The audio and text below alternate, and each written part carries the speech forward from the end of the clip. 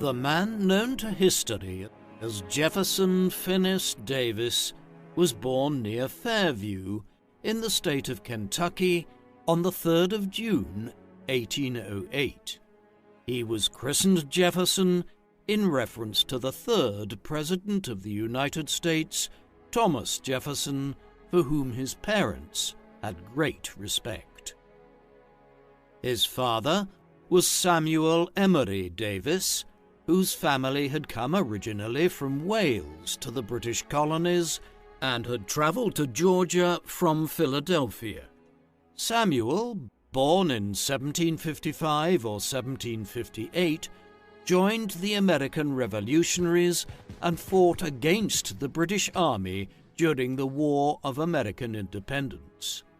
Joining several of his half-brothers, he spent most of his time with South Carolinian regiments and was wounded twice during the war. Samuel received a large land grant in Georgia for his service during the war and was appointed a clerk of the courts, a prestigious local position. Jefferson's mother was Jane Cook, who Samuel had met in South Carolina during the war. Little is known of her life, some stating she was the daughter of Baptist minister William Cook, while other accounts state she was the daughter of Irish immigrant Roger Cook. The couple were married shortly after the end of the war and settled in Georgia. She gave birth to her first son, Joseph Emery Davis, in 1784, and would have 10 children during her lifetime. The Davises remained in Georgia until 1797, when they moved to what is now Fairview, Kentucky. The year Jefferson Davis was born, his namesake, Thomas Jefferson, was ending his final year in office. His successor, James Madison, one of the leaders of the Jeffersonian Republican Party and one of the architects of the U.S. Constitution, had recently been elected.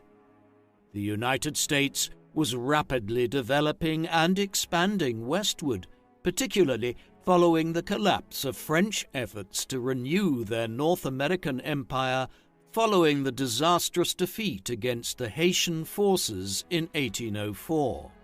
Napoleon Bonaparte had sold his North American lands to Thomas Jefferson in what has become known as the Louisiana Purchase, thus dramatically expanding the young republic's geographical holdings to the Rocky Mountains. The original 13 states had been joined by 4 others west of the Appalachian Mountains and Territories, with American governments forming across the western frontiers of the Republic. As had been the case since the American Revolution, the topic of slavery and its future in the Republic remained a hot-button issue. Slavery was well established in the U.S. by the time of Davis's birth and had been a feature of the American economy for almost 2 centuries. Repeatedly, Congress had debated the expansion of slavery into Western territories, with both Northern and Southern statesmen opposing the expansion of the peculiar institution. The abolition of slavery was already taking shape in the northern half of the United States, with many states adopting gradual emancipation laws and others, such as Massachusetts, legally ending slavery immediately.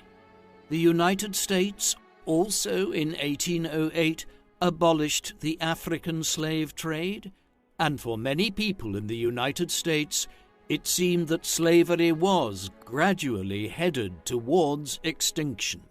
However, while abolitionism was gaining ground, so too were pro-slavery arguments.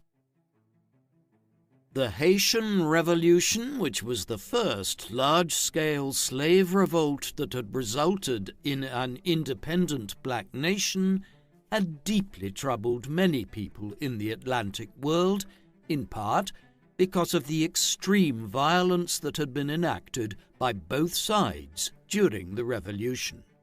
Pro-slavery writers looked to build upon people's fears of slave revolts and argued that not only was slavery an essential part of the Southern economy, but it also was necessary to preserve the safety of the nation. However, much to the chagrin of pro-slavery advocates, they struggled to gain dominance over abolitionism, setting the stage for decades of heated conflict. Jefferson Davis's family would have been well aware of these debates. Kentucky had a small but vocal group of abolitionists who had advocated abolishing slavery in the 1792 Kentucky Constitutional Convention. Furthermore, the Davises, like many Southerners, were looking towards the West for greater profits. Expansion to the West was connected deeply to Native American expulsion and the expansion of slavery. Samuel Davis and his family moved westward and established a plantation in southwestern Mississippi 2 years after Jefferson Davis was born, named Rosemont. While slavery was certainly a hot topic in the early republic, other issues, such as how to organize the republic's electoral politics, how to run the economy, and how to interact with foreign powers, were all filling the national discourse. Many foreign visitors were shocked by how rapid the growth of the young republic was. While many Europeans looked down on Americans for their roughness and lack of refinement, others marveled at the growing strength of the republic. While many Americans worried that the republic was under threat from European superpowers, a sense of confidence and optimism was increasingly felt by many Americans that their nation could rise to be a self-sufficient and powerful state. Jefferson certainly took in all this optimism and flurry of ideas that demanded the United States focus on becoming a power in the Americas. Jefferson was the youngest child in his family and received the doting attention of his parents and siblings. His elder brother was a lawyer and owned his own plantation and rising in Southern society. Jefferson's father was keen that his youngest son be taught the ways of the Southern gentleman, which he saw as being founded on honor, courtesy, and hospitality. These views were held concurrently with a complex racial ideology which held black people to be an inferior species over whom white planters had a right of ownership. In order to further the sophistication of his son, Samuel sent Jefferson to St. Thomas Aquinas College in Kentucky, which disquieted Jane, who was concerned about her son being sent to study so far away, and who was worried that the Baptist doctrines held by the family would clash with those of the Catholic school to which he was being sent. It was on his way to the school with his father in 1816 that the 8-year-old Jefferson Davis was introduced to Andrew Jackson, the general who had defeated the British at the Battle of New Orleans in the War of 1812 and who was considered by many to be the true successor of Thomas Jefferson when they traveled through Nashville, Tennessee. The visit left a great impression on Davis. Davis studied in Kentucky for 2 years, after which he returned home and studied in local schools for a further 5, during which time he gained a reputation as a mischief maker and a decent student, albeit one without much inclination towards study. During this period, a considerable and fierce debate raged over the status of lands west of the Mississippi River and the expansion of slavery, particularly during Congress in 1819 and 1820. The push of the Northern abolitionist congressmen to halt the spread of slavery infuriated many Southerners, and rumors began to circulate of a civil war. Averting this disaster, a political compromise known as the Missouri Compromise proposed that in order for a new slave state to join the Union, a free state thus had to be admitted, thus preserving the congressional balance of power between slave and free states. Furthermore, it defined the 36th parallel as the boundary between slave states and free states, with slave states only being permitted south of the line. Though an uneasy compromise had been achieved, many across the nation were frustrated at the outcome of the compromise. Northern abolition societies grew, as did the vocal defenders of slavery. Though it appeared a pro-slavery consensus had been achieved, the reality was that neither side had given ground ideologically, a fact that would shape the conflicts of the next several decades. In 1823, at age 15, Davis returned to Kentucky to study at Transylvania University, which was then one of the most highly regarded schools in the South. During his time at university, Davis came to realize that he had a talent for debating and became engaged in the school's political and social life, meeting with the sons of influential Southern families. However, after his first year at university, Jefferson was greeted with the unwelcome news that his father had been bankrupted and forced to sell Rosemont. Shortly after he had received this information, he was informed that his father had contracted malaria and died. With Samuel gone, Jefferson's older brother Joseph assumed the role of the head of the Davis family and bought back Rosemont, a fact which brought Jefferson joy. However, he was soon informed that his family had arranged for him to attend the United States Military Academy at West Point, which perturbed him. Jefferson had intended to follow his brother into law, and professed that he had little interest in the military. The South had a strong connection to West Point, and Southerners outnumbered their northern counterparts in the school where Davis matriculated alongside other promising cadets, such as Robert E. Lee. However, unlike some of his classmates, Davis did not fit well with the West Point model. He was often reprimanded for his sloppy dress and lack of punctuality, and was punished for several offences, including firing his rifle out of a bedroom window, spitting, and intoxication, and he was threatened at least twice with expulsion. Somehow, Davis managed to remain in the academy, and he eventually gravitated towards military science, and accepted the prospect that he would serve as a junior army officer for a few years after he graduated.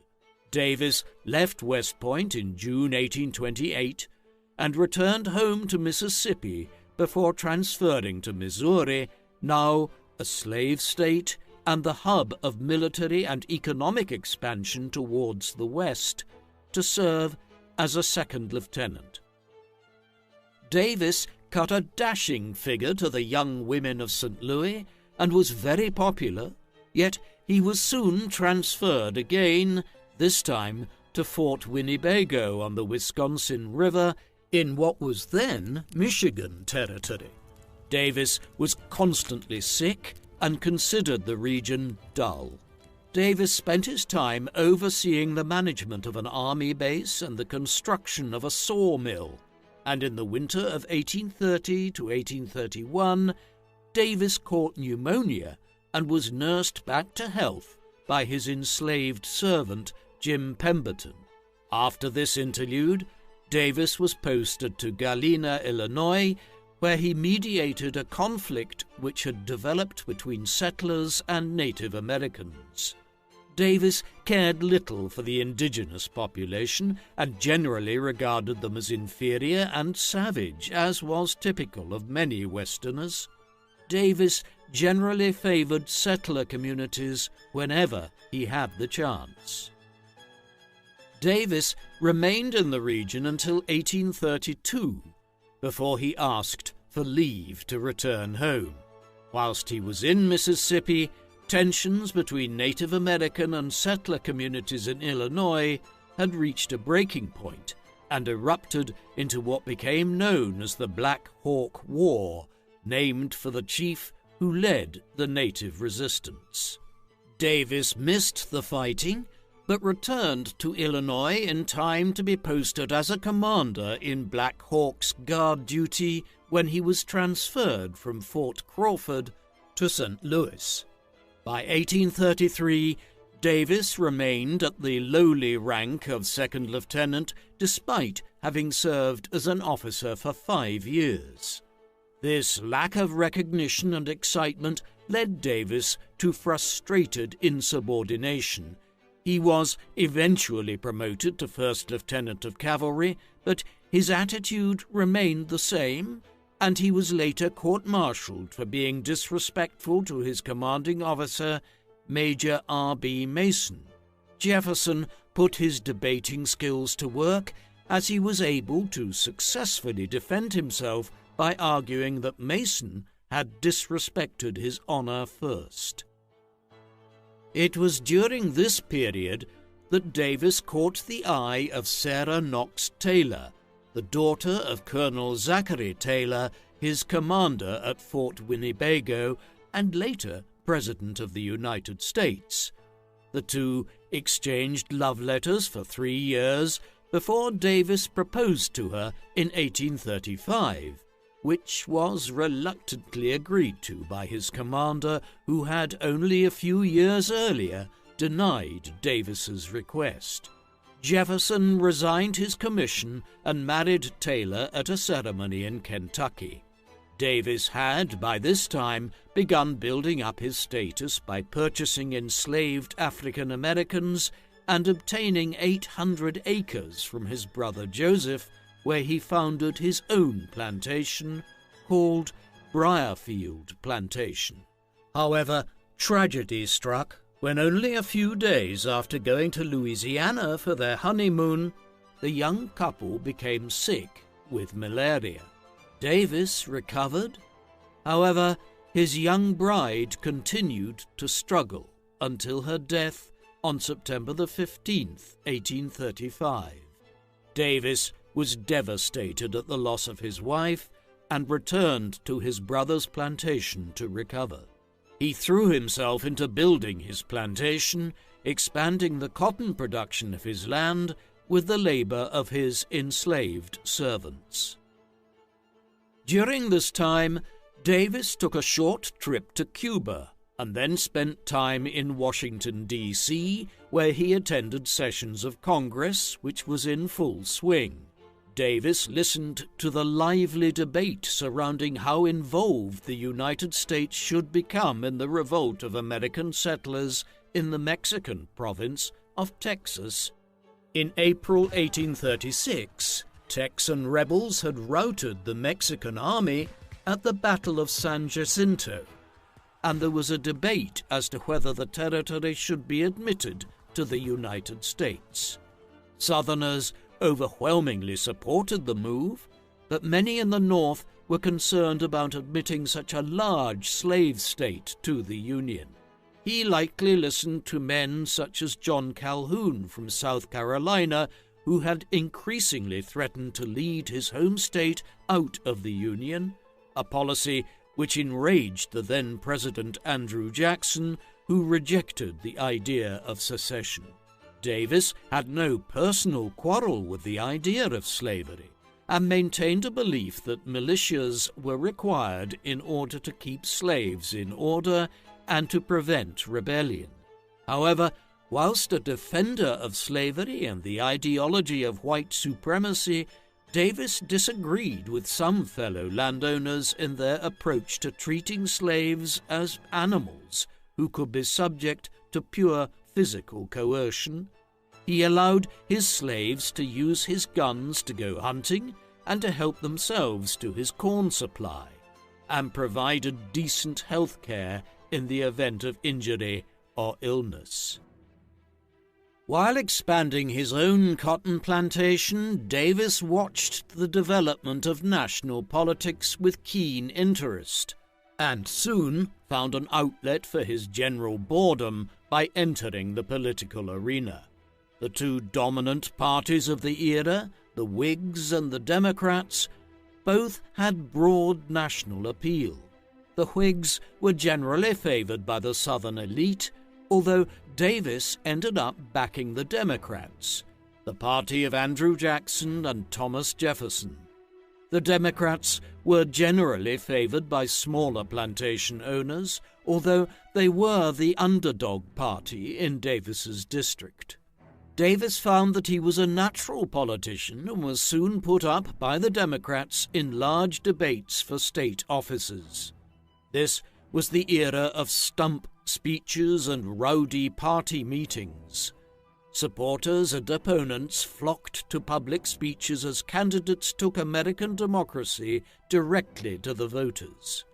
Davis excelled in this environment as a public speaker, and in 1843 he made a run for the Mississippi legislature, narrowly losing out to a Whig contender, but captured the attention of state Democrats with his spirited campaign. As a result, he was chosen in 1844 to be one of the state's presidential electors for James Polk, for whom Davis rallied during his presidential campaign, even though he had initially supported John Calhoun and made a name for himself in conducting a lecture circuit in which he attacked the Whigs with barbed remarks. It was during this time that he made his own political views clear, stating his support for the annexation of Texas, the end of tariffs which harmed the Southern economy, as well as the annexation of Oregon Territory, placing his support firmly with those who backed Manifest Destiny and the expansion of the United States. In 1844, Davis became engaged to Varina Howell, a native of Natchez, Mississippi.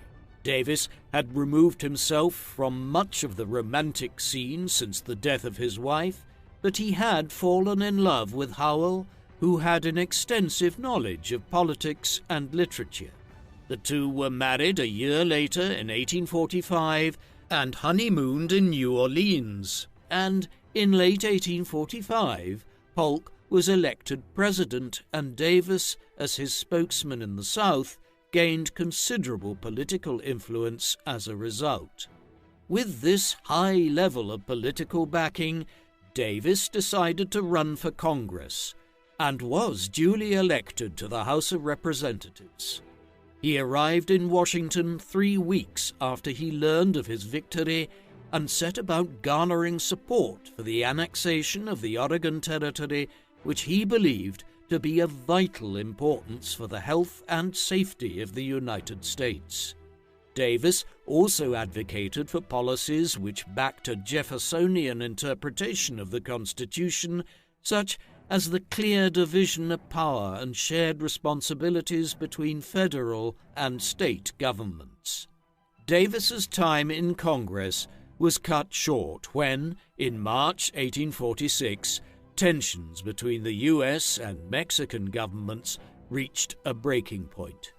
When U.S. troops occupied the Rio Grande, which was claimed by Mexico, and on the 11th of May 1846, Polk convinced Congress to pass a declaration of war against Mexico on the basis of a small border infringement. Davis once again joined the army so that he could fight for the United States.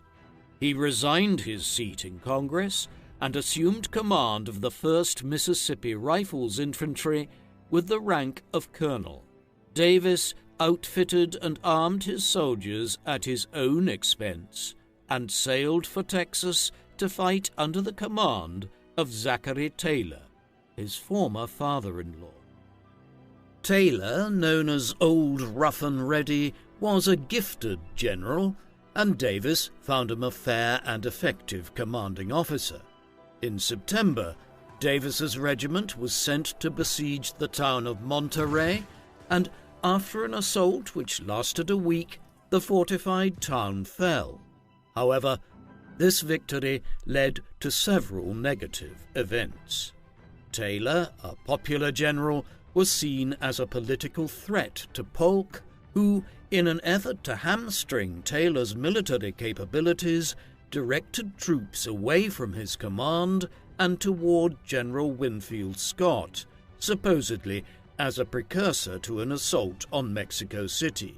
Santa Anna, a Mexican general, learned of Taylor's weakness and attacked his forces in February 1847, a battle during which Davis was shot in the foot. This engagement in the mountain pass of Buena Vista was to become one of Davis's finest moments, despite his injury.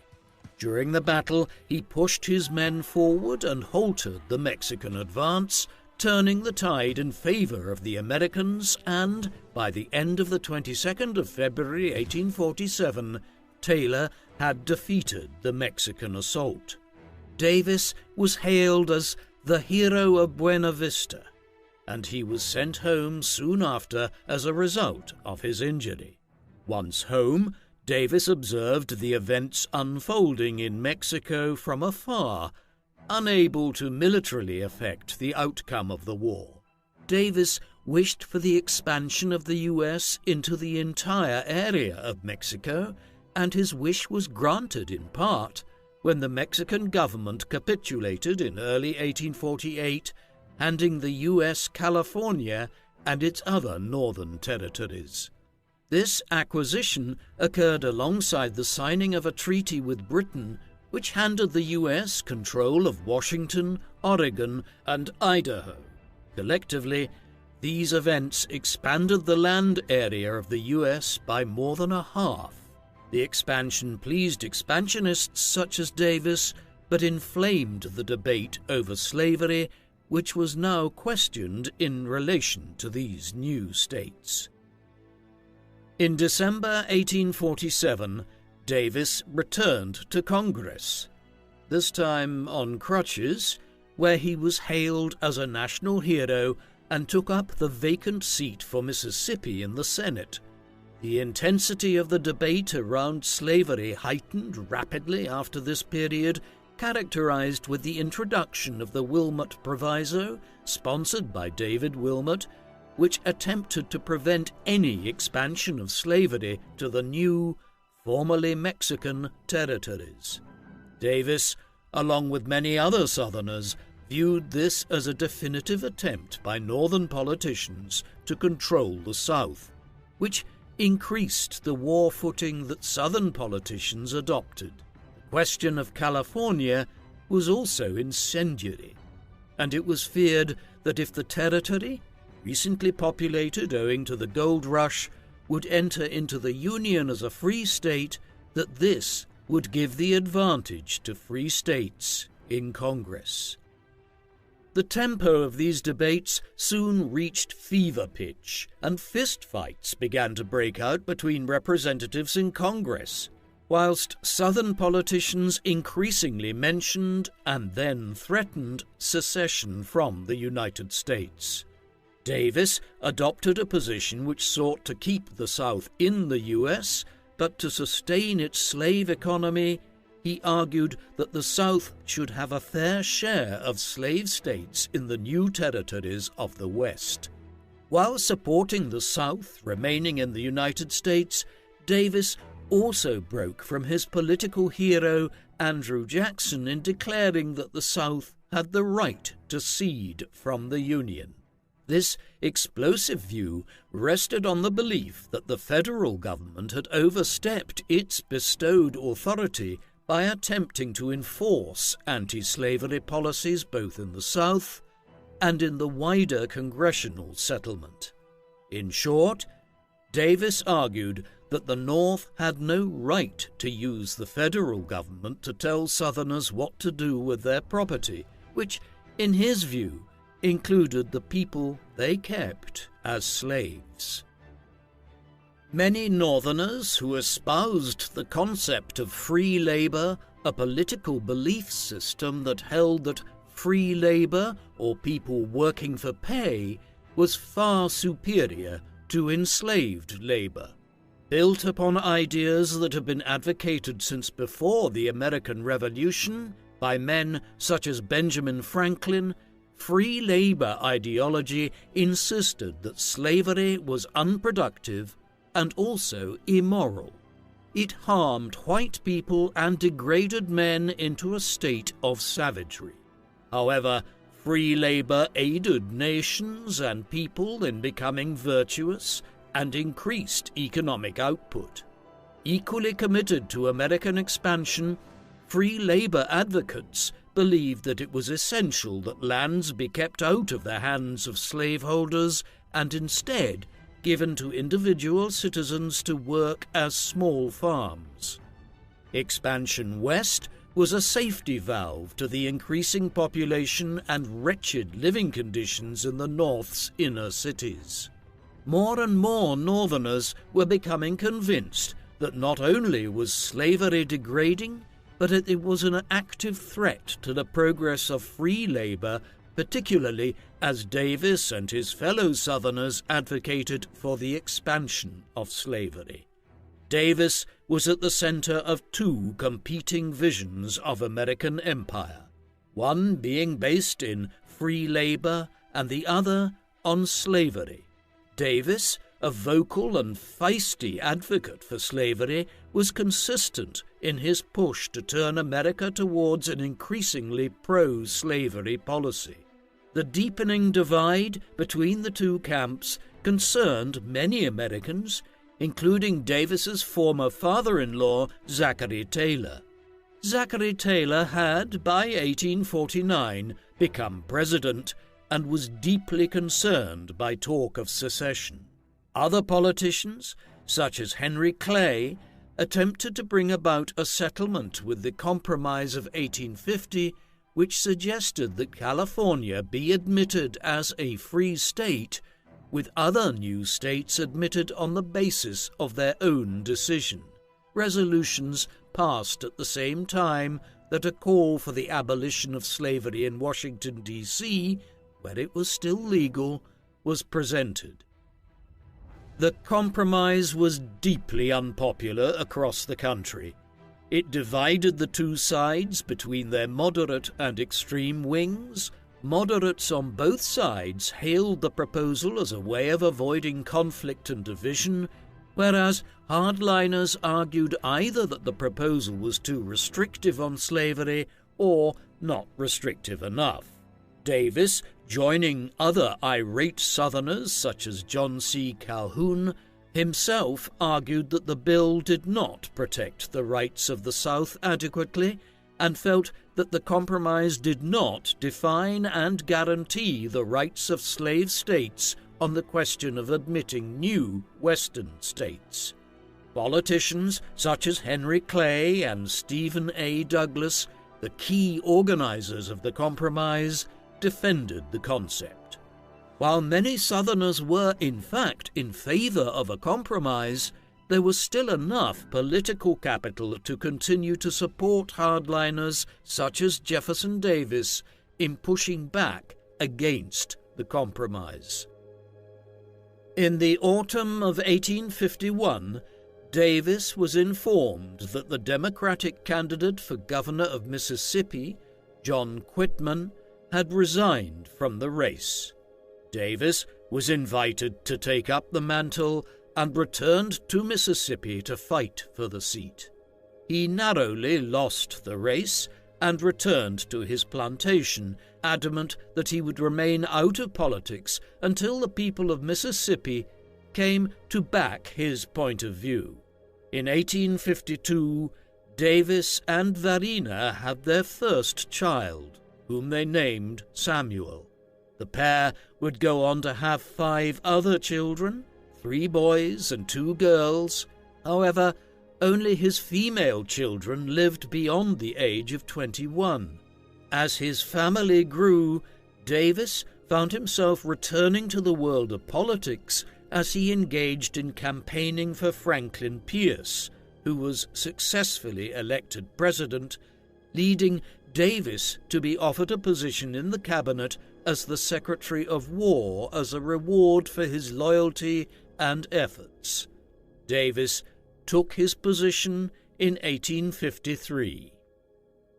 The happiness that Davis felt at this newfound political success was undone by the death of his son, Samuel, in 1854. Davis remained inconsolable for many months after his son's death, yet despite this tragedy he remained a highly competent leader, and the War Department was well managed.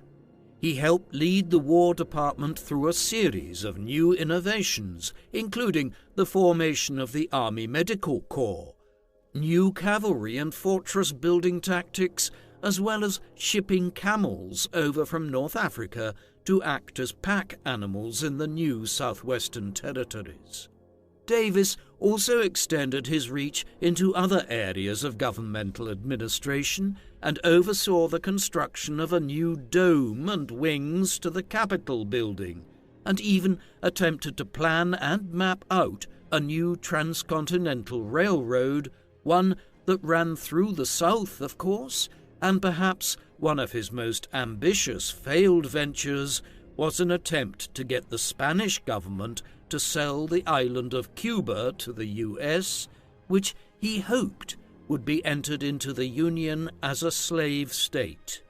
Davis was vigorous in his vision of building the American Republic, following closely in Thomas Jefferson's vision of an American empire of liberty, that is, an empire that prioritized the liberty of those of European descent.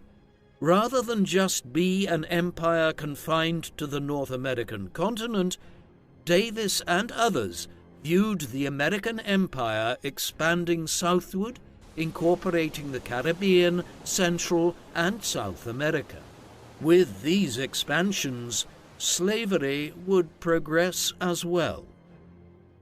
In 1854, Illinois Senator Stephen Douglas proposed that the populations of Kansas and Nebraska decide for themselves whether they would be slave or free states through the medium of a popular vote. Almost immediately, large groups of free labor and pro-slavery advocates crossed the border lines into Kansas and Nebraska territory. Hostilities quickly escalated into violence and vigilantism, with large groups of Missourians also crossing the border to inflame the tensions in what was soon to be known as Bleeding Kansas. The conflict shattered the Whig Party and gave birth to a new party, the Republican Party. The free labor anti-slavery movement played a crucial role in the formation of the Republican Party, which became the most popular anti-slavery party. Republicanism's popularity further surged with the events of Bleeding Kansas, the publication of Uncle Tom's Cabin by Harriet Beecher Stowe, and the integration of many smaller northern parties. The Republicans soon became a strong opponent of the Democrats, who maintained the support of the South and advocated in favor of slavery or, at a minimum, a continuation of the status quo. Davis watched these developments with concern, particularly the rise of a popular anti-slavery party. He had ended a speech in 1848 warning against the unholy prospect of a civil war, and it seemed ever closer. Davis was re-elected to the Senate, which was done through the state's legislature in 1856 after the Democratic nomination went to James Buchanan. Davis resumed his seat as a senator and began a grand tour of the state to better learn the will of his constituents, particularly if they would back a war against the North. Davis was certain and publicly maintained that it was the North antagonizing the South, and that slavery was an institution upon which the region depended. While Davis and other Southern leaders continued to push for an expansion of slavery, the national harmony frayed even further following the Dred Scott decision in the Supreme Court. The case revolved around an enslaved man named Dred Scott, who had sued for his freedom after being held in bondage in a free northern state. The judicial ruling, which sided with the defense, argued in the majority opinion of Chief Justice Roger Taney that black men had no rights which the white man was bound to respect, thereby declaring, in other words, that Congress had no right to impose limits on slavery and that it could spread beyond the boundaries imposed by state and federal legislatures. Even more inflammatory than the Missouri Compromise, the nation seemed near the point of disillusion. Pro-slavery advocates celebrated the ruling, while northern populaces became more firmly entrenched in free labor ideology and anti-slavery beliefs. Furthermore, Northerners saw this as a direct attack upon their way of life, as it perhaps opened the introduction of slavery into states that had legally barred the institution. Both sides threatened violence in the aftermath of the ruling. Davis returned to the Senate ready to attack his fellow Senate colleagues from the North, but found that they had rallied after the outcome of the case and proclaimed in even stronger terms the evil of slavery and their desire to abolish it. For Davis, the North had lost their minds. President Buchanan tried his best to keep the nation together, but struggled under the weight of the two factions which had become ever more divided since the ruling on Dred Scott's case. This division affected Congress, who began to heatedly and sometimes violently debate the matter at hand. In one instance, a congressman from South Carolina beat Massachusetts Senator Charles Sumner with a heavy cane so badly that he was incapacitated for the following 3 years. While some have argued that slavery was in decline and vastly unpopular in the Atlantic world, or the regions touching the Atlantic Ocean, in fact, slavery had begun to have a resurgence in popularity, in part spurred by the tremendous economic success of the South, as well as pro-slavery propaganda which relied on racialized arguments to justify the enslavement of people of color. Slavery was never stronger. Even in anti-slavery hotbeds like Great Britain, certain cities, such as Liverpool, had rallied around the South's cause. Davis and his contemporaries sensed this change and pushed hard to seize the advantage in this to-the-death struggle with free labor ideology. As Northerners hardened their stances against the South, Davis and his fellow hardliners urged a boycott of the North and its products, thus shifting capital back to the South. The strain of the conflict took a toll on Davis, and he began to suffer severe health problems. By the winter of 1857, he had lost sight in one eye and was emaciated, his doctor demanding that he step back from politics in order to recover.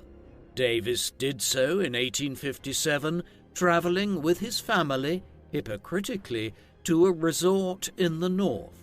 Davis returned to Congress in late 1858 and focused his energies on drawing up plans for the expansion of the South into Cuba and engaging in ferocious conflict with Northern Democrats such as Stephen Douglas. In October 1859, events came to a head when the abolitionist John Brown attacked a federal arsenal at Harper's Ferry in Virginia in an attempt to incite a slave insurrection, after which he was tried and executed for treason. Many Southern politicians were outraged at Brown's raid and saw it as a demonstration of the willingness of abolitionists to engage in violence in order to promote their views, forgetting that they, too, had engaged in violence to expand slavery. Davis, ensconced in Washington, struggled to assess the views of his voters in the South. Did they back an escalation of force with the North?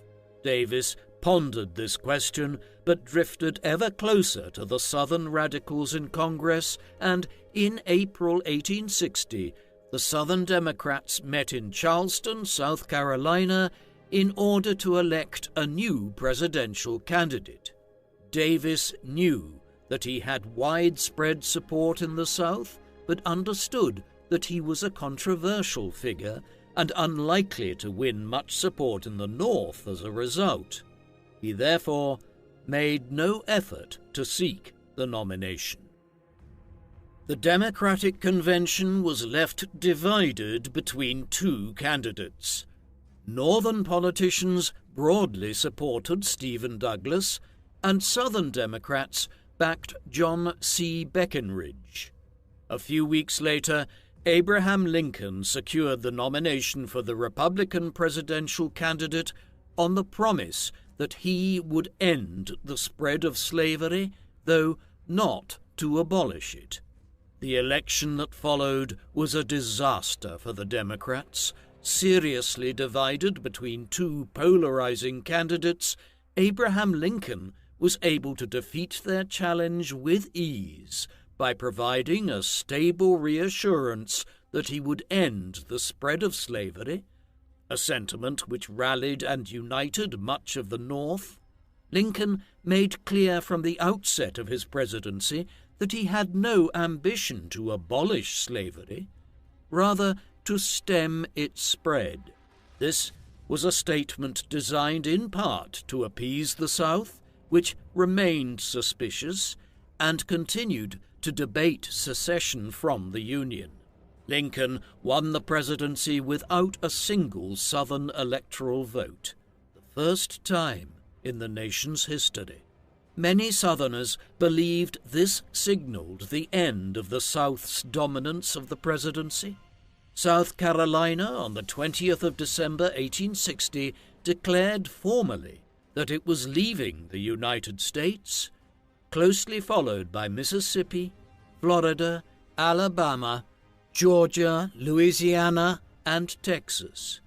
Virginia and the northern southern states hesitated, desperate for some sort of compromise to emerge.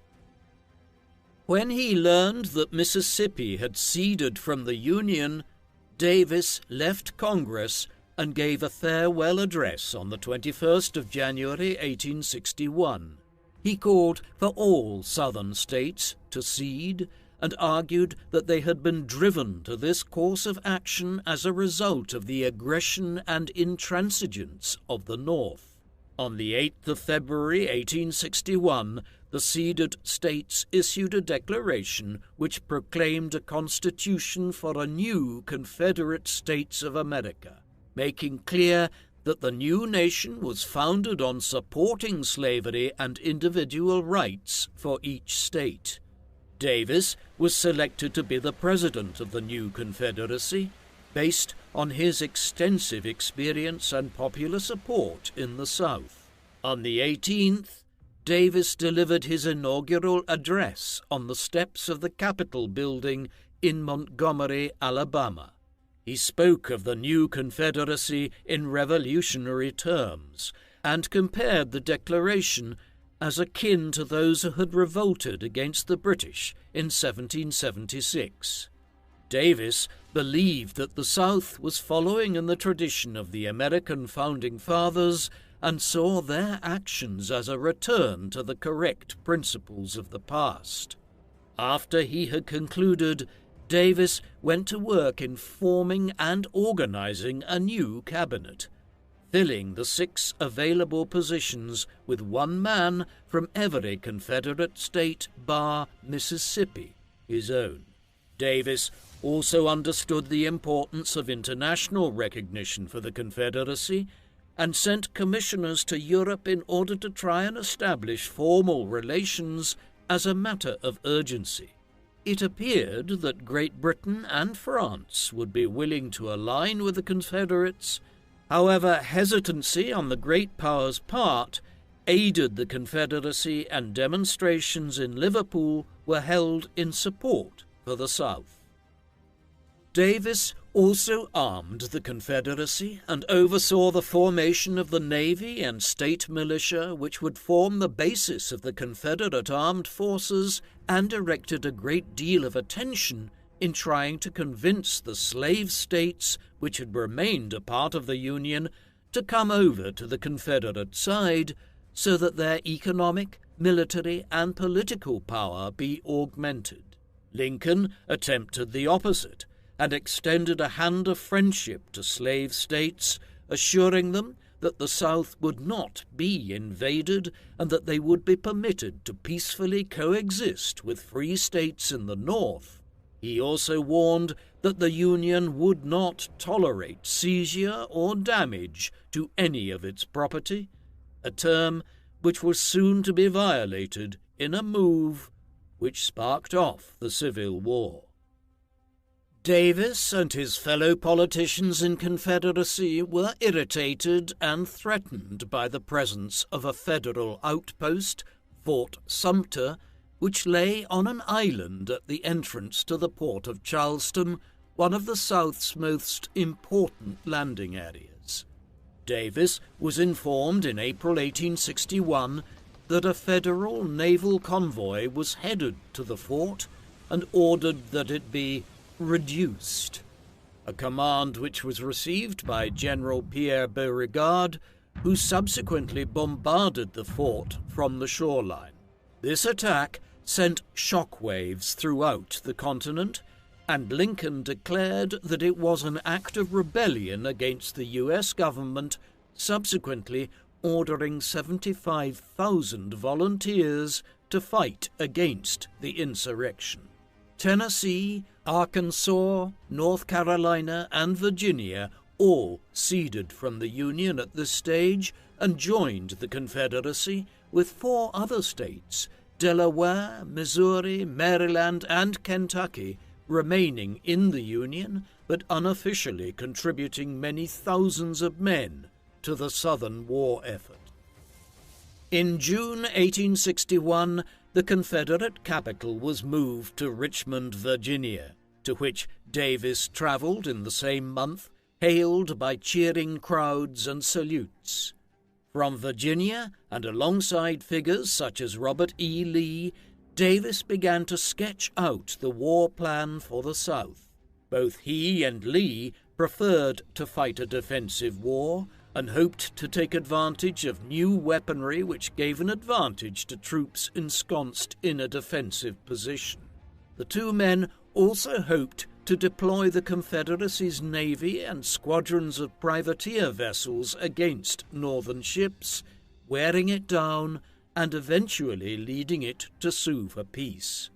The summer of 1861 saw the first battle of the Civil War, after Lincoln had ordered General Irvin McDowell to march on Richmond with his main force. Beauregard was defending the southern capital with a large force assembled at Manassas Junction. Both armies were confident that the war would be a quick one and end in their rivals' defeat. Sightseers from Washington, D.C. came to watch the battle, confident that the North would handily whip Johnny Reb. When the two forces engaged on the 21st of July, a defense was successfully mounted by Thomas J. Stonewall Jackson, who rallied the Confederate troops and won the day, sending the Northern Army reeling back towards Washington. The success animated the South, and led to a belief that the war could be won quickly. Davis lamented that he had not ordered his troops to pursue the attackers back to Washington to launch his own counterattack. Davis soon had to contend with his generals, some of whom were angered that they had not received a promotion, as well as the problems associated with the northern naval blockade of the South, which he hoped to offset with the use of ironclad gunboats which would smash the northern force. In June 1862, Lee was given command of the Confederacy's largest force, the Army of North Virginia. Davis remained especially close to Lee, and the two men had an effective and personable partnership. 1861 progressed without further engagement, and the rest of the year was spent planning a spring assault on the North. Meanwhile, the Union planned to attack the South by wearing it down through a combination of naval blockade, the capture of Richmond, which lay close to Washington, and the destruction of Southern arms factories. The spring of 1862 brought mixed fortunes for the South. They had successfully deployed ironclad gunships against the North and had used the CSS Virginia to sink 2 U.S. vessels. However, the Union had defended the remainder of its blockade force and forced the South to cede control of the important ports of Norfolk, Pensacola, and Jacksonville. General George McClellan, the new Union commander, had launched another massive assault on Virginia from the north, which prompted Davis to expand his own army through the passage of the first ever American conscription law, a move which allowed Stonewall Jackson, Lee, and Joseph Johnston to defend the capital and once again push their attackers away. While the South revelled in the success of its armies in the East, it had, however, lost several of their positions in the West to General Ulysses Grant, including Forts Henry and Donelson, which opened the way for Northern forces to attack Nashville.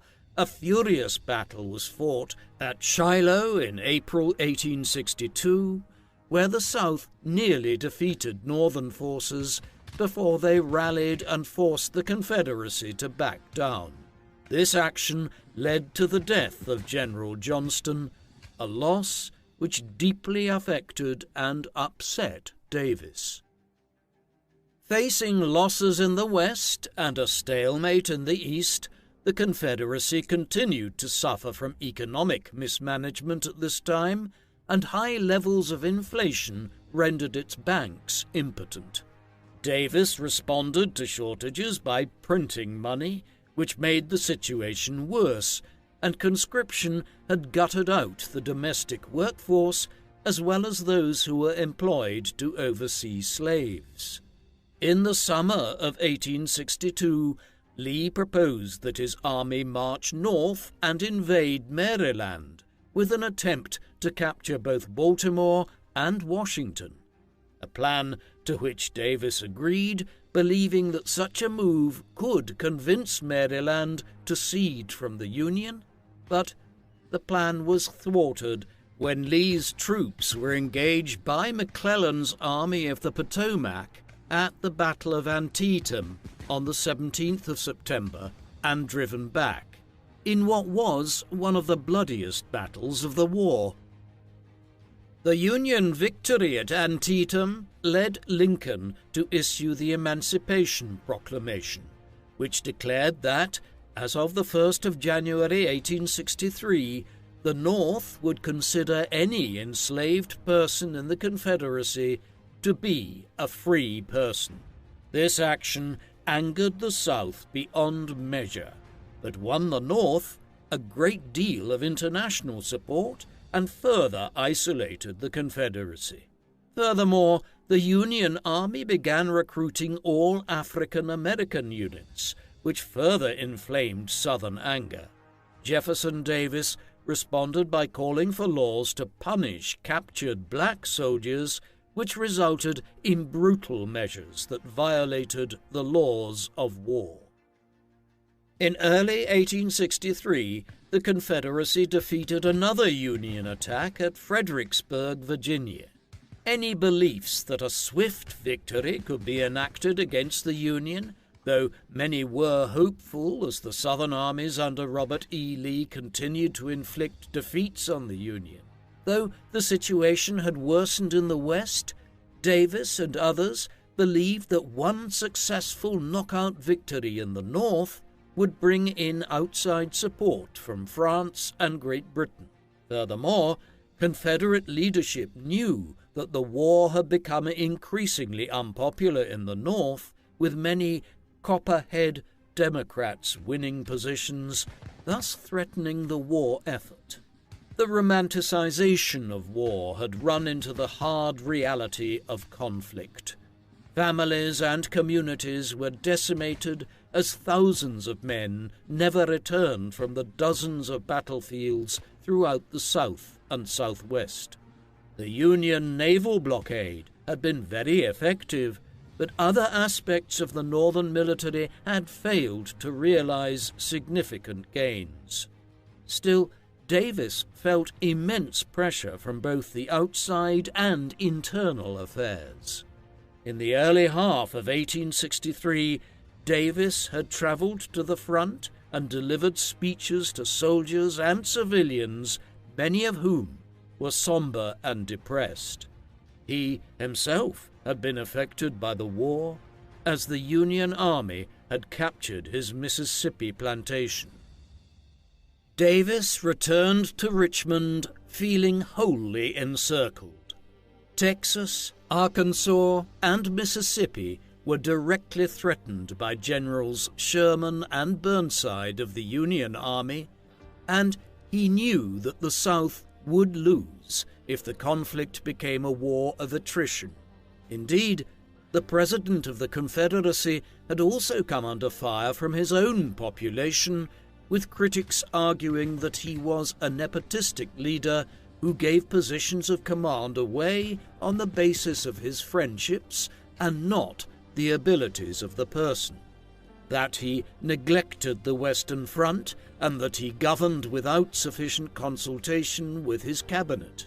The war effort in general had declined in the South, with high rates of desertion and the evasion of front-line service from able-bodied men, wealthy families avoiding service by claiming a right to defend their property, and the hoarding of food and wares by many. The farmers and smallholders who formed the basis of the Confederate Army generally did not own any slaves at all, and found themselves fighting for a cause from which they themselves did not benefit, whilst those with slaves avoided service. The Southern economy was also in tatters, with the Northern blockade suffocating many Confederate industries and conscription preventing many farms from being harvested. Bread riots soon erupted in Southern towns, and dissatisfaction with the war and the Confederacy spread. Furthermore, British imports of Egyptian cotton had staved off an industrial collapse in England, thus hurting the South for their strategy to hold off shipping cotton to Europe in order to blackmail European nations to side with them. In May 1863, Lee won a victory over General Hooker and his Army of the Potomac at Chancellorsville, although the same battle led to the death of the revered General Stonewall Jackson, who was shot by his own troops, undermined the morale boost of this victory. At Vicksburg, Mississippi, the last Confederate position on the Mississippi River, General Grant had laid siege to the city, thus threatening the South's use of the Mississippi. Lee and Davis decided to take aggressive action and attempted to attack Washington itself. Lee attacked Pennsylvania in June 1863 and was soon near Harrisburg, the state capital. On the 1st of July, the Confederate Army came into contact with Union cavalry forces at the town of Gettysburg under the command of General George Meade, commander of the Army of the Potomac.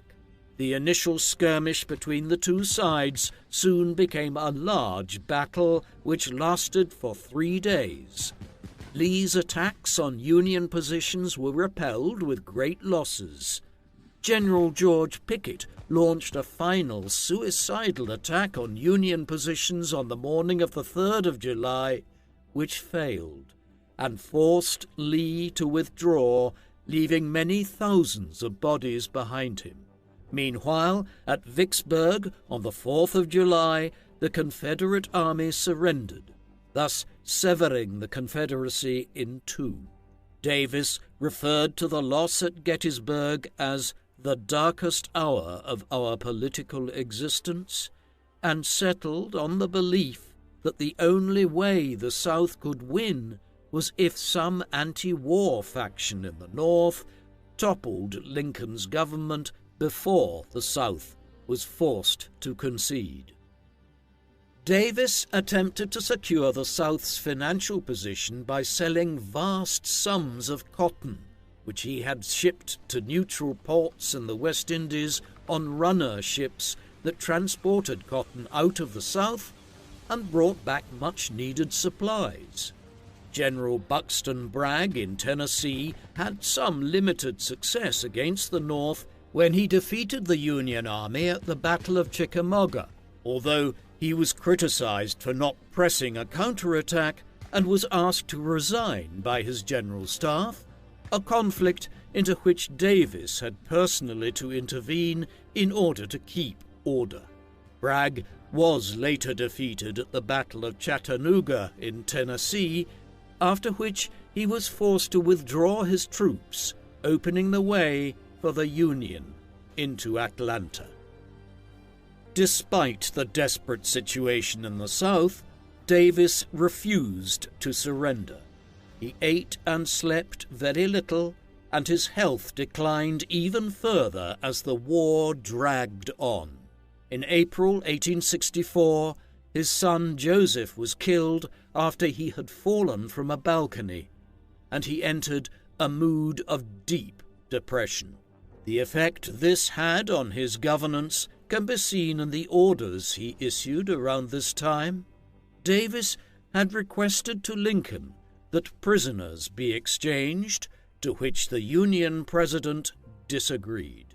Davis responded to this by mistreating Union prisoners, packing them into barbarous prisons, such as that at Andersonville, a move which only served to further embolden the Northern war effort.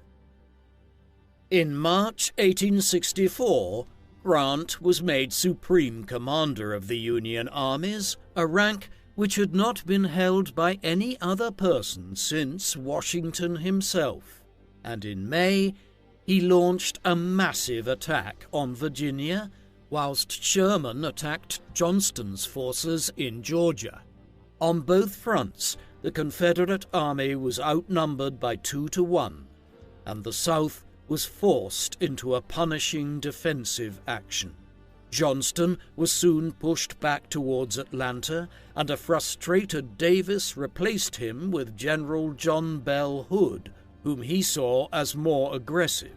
By autumn of 1864, the Confederacy had been split in three, with Sherman adopting a policy of total war as he set the southern countryside ablaze with his so-called March to the Sea. Davis remained convinced that the South could prevail and did not want to concede without a fight.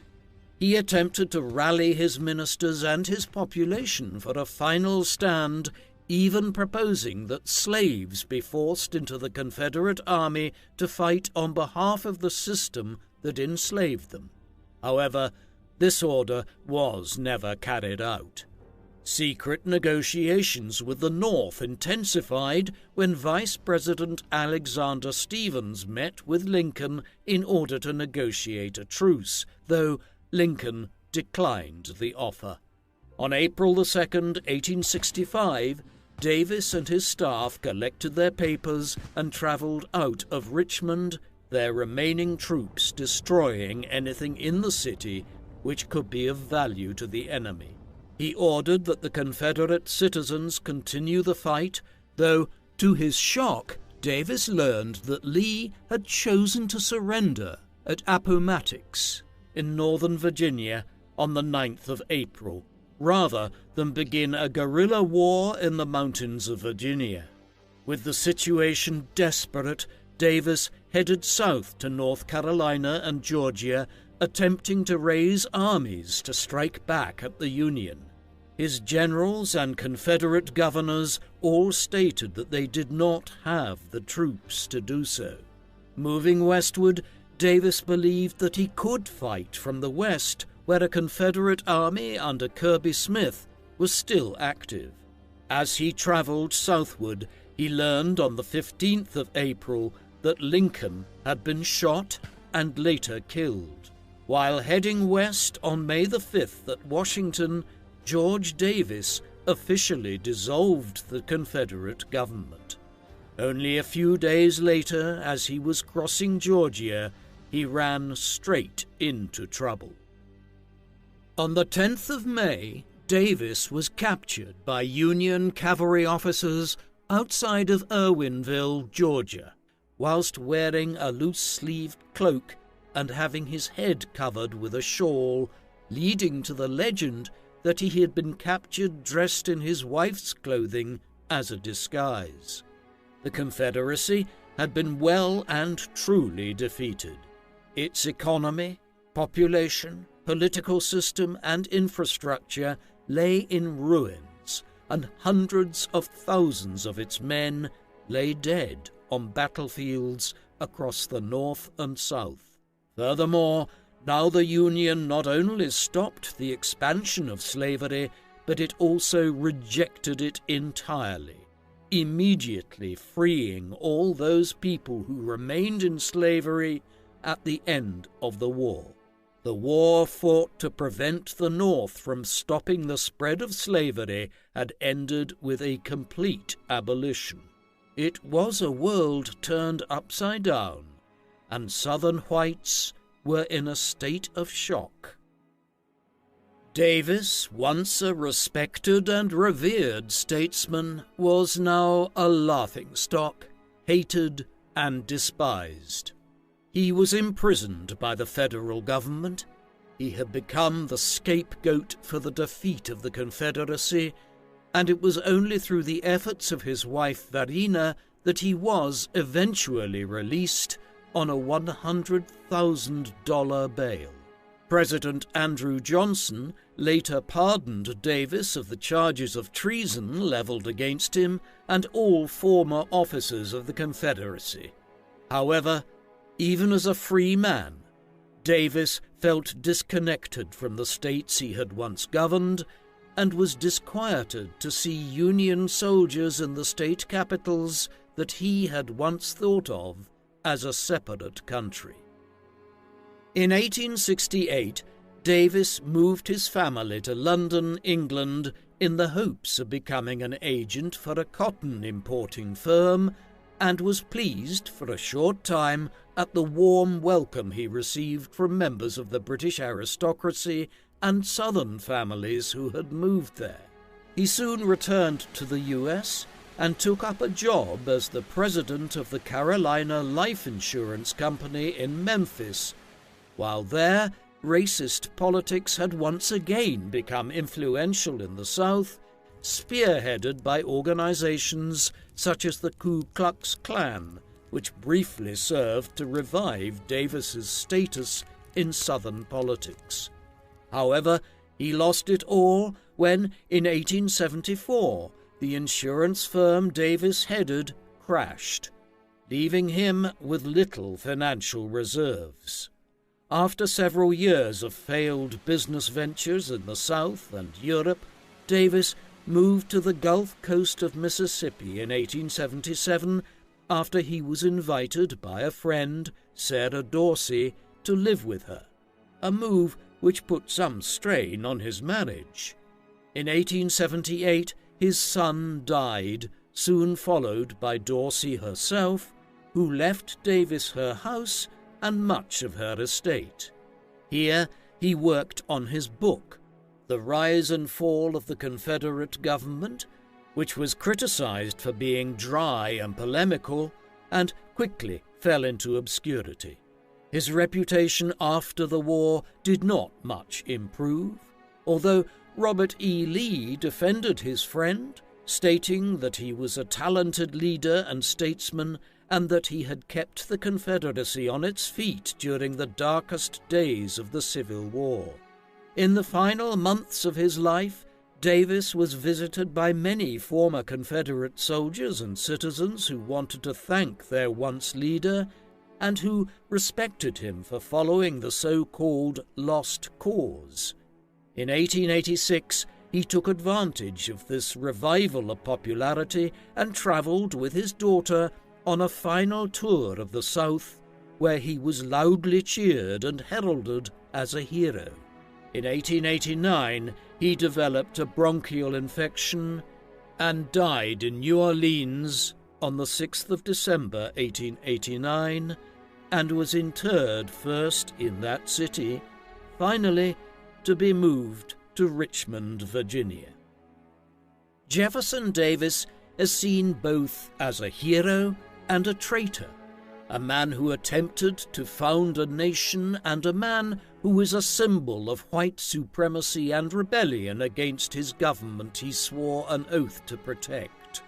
His life was intertwined with the rise of the American Republic as a continental power, and he was key in pushing for an American empire of liberty that would encompass all of North America. However, his liberty revolved around a republic that permitted and encouraged the expansion of racialized slavery both to the West and to the South. Davis was an ardent defender of slavery and of the South's right to maintain it, even at the cost of his own health. His leadership of the Confederacy has marked him as a villain of history, though some remember him as a defender of states' rights. Davis was a talented speaker, a keen motivator, and an effective communicator, yet he was willing to fight for slavery to the bitter end, even at the cost of thousands more lives. What do you think of Jefferson Davis? Was he a defender of the legacy of the Founding Fathers, or was he a traitor to his country and an advocate of the evil institution of slavery? Please let us know in the comment section. And in the meantime, thank you very much for watching.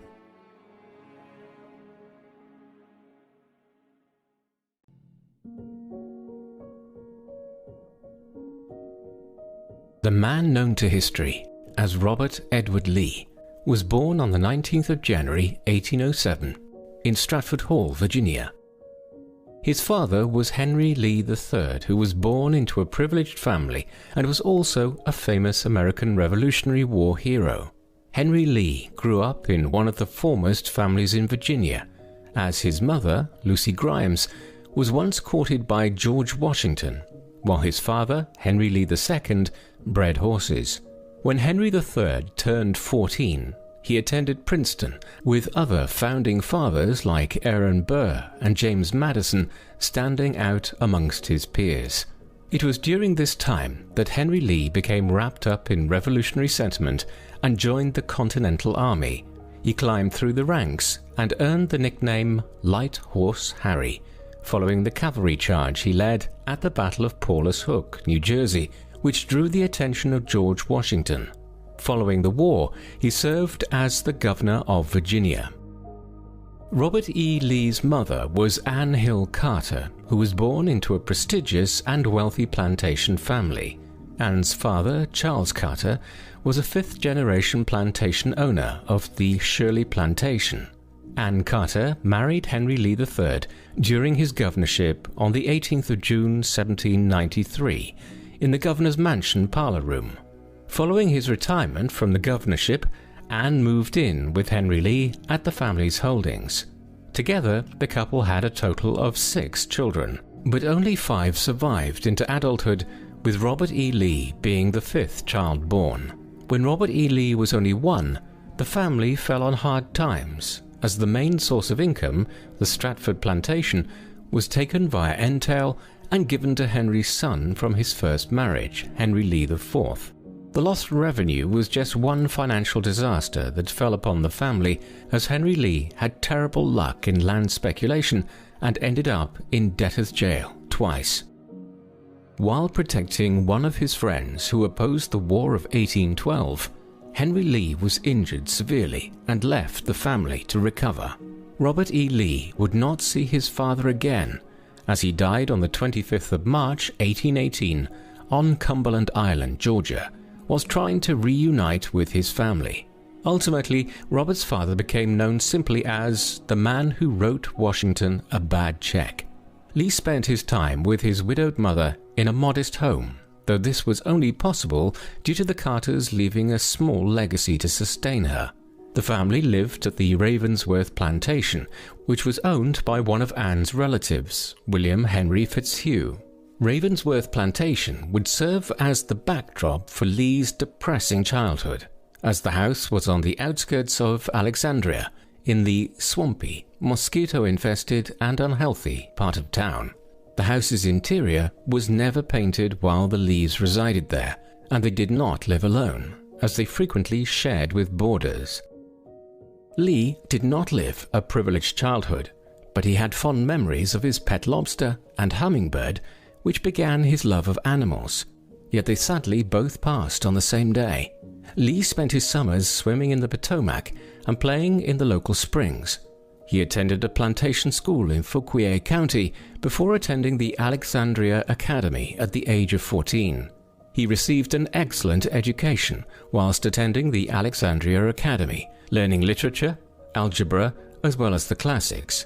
Lee's family was well connected to the Virginia aristocracy. This led to Fitzhugh penning a letter to United States Secretary of War John C. Calhoun, imploring that he allow Lee a spot at the United States Military Academy, West Point. Fitzhugh had Lee deliver the letter personally to Calhoun, which resulted in Lee being enrolled at West Point in 1825. For all of Lee's life, he had lived in the world of slavery, and now that he would be attending West Point, he would be entering a world where slavery was all but extinct. But despite the Lees' financial situation, they maintained 4 slaves left to Anne by her father. Lee was accustomed to being surrounded by slaves, but as he went further north, the number of enslaved blacks lessened, and whilst they were still not equal, many held freedoms Lee was not accustomed to. West Point at the time focused heavily on engineering, thanks to its superintendent, Brevet Major Sylvanus Thayer. Before Thayer had arrived at West Point, it was marred with drunkenness, disorder, and riots, but he transformed the academy into a prestigious institution. He introduced the famed cadet uniform, with grey coats, starched white trousers, and plumed black leather hats, with polished brass scales for the chin straps. When Lee arrived in June of 1825, there were roughly 200 cadets who would be given an exam intended to weed out those who were idiots and misfits. Following that, the cadets who made it through the examination were paired with 3 other cadets who shared a tent. Together, the tent mates had to purchase a joint toilet, a looking glass, a washstand and a basin, pitcher, tin pail, broom, and a scrubbing brush. The quality of the food was often described as poor, yet Lee never complained about it. Wealthier cadets who snuck out of West Point would visit Gridley's Tavern to eat, drink, and smoke. Most who went out would be given a demerit, but Lee never received any demerits, accomplishing a feat few others achieved. The curriculum consisted heavily of mathematics and French, as mathematics was crucial for military officers of the era, whilst France was the only ally to the United States and most military textbooks were in French. The Marquis de Lafayette often visited West Point to inspect the cadets, and these visits inspired Lee as Lafayette and his father Henry had fought together in the American Revolution, bringing 18th century heroes into evolving 19th century military tactics. Lee's daily regime at West Point started at 5:30 a.m. with the Reveille. Following a full day of mathematics and French classes, along with hours of independent studies, the cadets finished their day with full dress drills, parade, and inspections. The cadets' day would officially end at 10 p.m., and whilst all cadets maintained a busy schedule, Lee made many friends during his time at West Point. One such friend was troublemaking third-year cadet Jefferson Davis, who was caught going off grounds to the local tavern to get drunk. He was only allowed to remain due to his previous good standing. When Lee's first year at West Point finished, he was third in his class and achieved a rating of 285 and a quarter out of 300 total points available. He was placed on a list with the other distinguished cadets, and Lee's status among the good and the great was odd for a man new to the academy. His reputation would earn him the nickname Marble Man for his emotionless expressions, whether he won or lost. During Lee's second year, drawing was included in the curriculum, as officers were expected to be able to draw a usable map. Lee was made a senior cadet and tutored many of his fellow cadets in mathematics. He was enamored by the campaigns of Napoleon Bonaparte and read multiple books about his campaigns. Many of these books were new to the United States, showing the impressive collection West Point had. Also, Lee's ability to read French with relative ease allowed him access to these texts, as they would not have been translated into English. Many of Napoleon's tactics would be used by Lee on the battlefield, as, like Napoleon, he refused to fight on the defensive and preferred to use rapid attacks and bold flanking maneuvers. Following Lee's second year, he maintained second place standing in his class and applied for leave to visit his mother, who now lived with Lee's oldest brother, Charles Carter Lee, in Georgetown. His mother's health had greatly deteriorated since Lee went away to West Point, and when he came home, he took control of her care. Lee returned in 1827 for his third year at West Point and added physics and chemistry to his course list. Lee was introduced to battalion tactics and artillery use on the battlefield. He enhanced his knowledge by reading Machiavelli, Hamilton, Rousseau, and John Paul Jones. His wide command of different subjects outside of the military or engineering made him a special officer, though he remained in second place in his class. When Lee started his final year, he was given the position of Adjutant of the Corps, which is the highest position a cadet can hold. He would take his final exam on the 1st of June, 1828, finishing second once again, only to Charles Mason. Upon graduating, Lee was given his choice of commission as a lieutenant in the Engineer Corps, a prize worthy of a top student at West Point. Though his achievements while at West Point would bring joy to Lee for a time, another family hardship would hit him hard. Lee had just arrived home when it became clear his mother would not recover, and in a couple of weeks of his return home, Anne passed away. Following his mother's death, Lee spent much of his time in Arlington, Virginia, especially with Mary Anna Randolph Curtis. The two met during Lee's first furlough, and he made a good first impression whilst attending house parties in his grey cadet attire. Ironically, they were seen as a mismatched pairing, as Lee was never late and was overly organized, while Mary was almost always late and scatterbrained. Despite this, the two took their time with supervised visits and hoped eventually for a future together with the blessing of Mary's parents. On the 11th of August 1829, Lee received orders from Washington to report to Major Samuel Babcock of the Corps of Engineers in Cockspur Island, Georgia. Unfortunately for Lee, Cockspur Island was a depressing, hostile location with heat, humidity, fever, and mosquitoes, which made summer work unbearable. But it was also near where his father was buried. The Corps of Engineers had been attempting to build a fort to protect the mouth of the Savannah River, but was struggling to succeed. Lee immediately got to work, even getting involved in the labor himself, although most of his work would be destroyed by a storm after the labor season ended. Major Babcock would not return to Cockspur, as he was replaced with Lieutenant J.K.F. Mansfield. Mansfield lacked confidence to complete the project, and in turn would be replaced with Captain Delafield. Lee and Delafield immediately began outlining new plans for the fort, with Lee acting as the draftsman. Savannah would teach Lee a valuable lesson with regards to the sedated decision-making of the Corps of Engineers, and how projects lacked sufficient funds and were located in the worst places possible. He felt that if a situation was hopeless to change, you should remove yourself from the situation, and so Lee used his connections in Washington to get him reassigned to Old Point, Virginia, at Fort Monroe. Transferring to Fort Monroe would bring him closer to Mary, and his smart decision-making would set him apart from others. On his way to Fort Monroe, Lee stopped in Arlington to see Mary, and whilst there, he finally convinced her father to let them marry. Mary took Lee to the dining room to eat, and Lee asked Mary if she would marry him. The couple would marry on the 30th of June 1831, and Mary decided to share Lee's quarters at Fort Monroe. She did so, and they lived there completely on their own, without any support from her father. The two were quite unique, as Mary had a tendency to boss Lee around the house, something unusual in the era.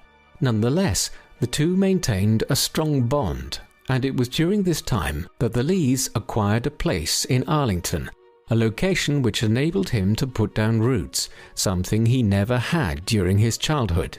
The Arlington House, as it would be later called, was heavily inspired by Lee's relative's house, Mount Vernon, or George Washington's plantation.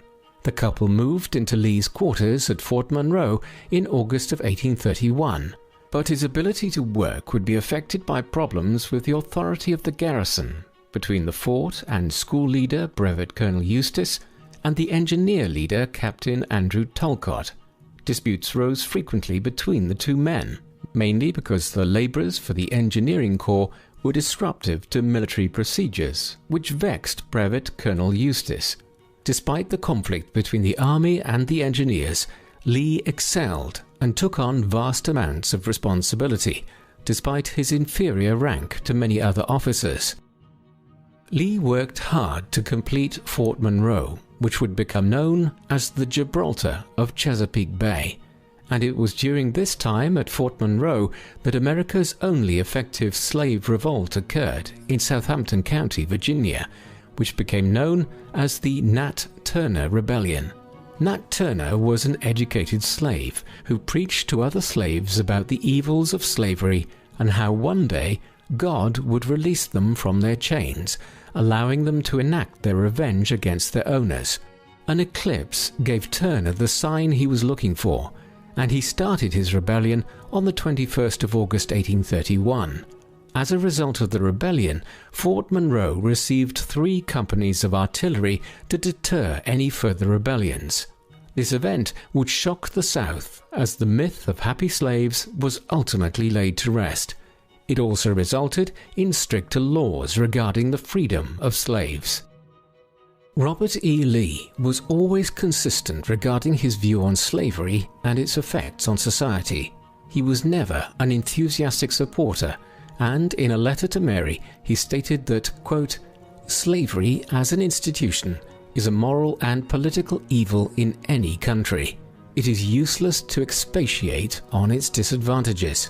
I think it, however, a greater evil to the white man than to the black race, and while my feelings are strongly enlisted on behalf of the latter, my sympathies are more strong for the former."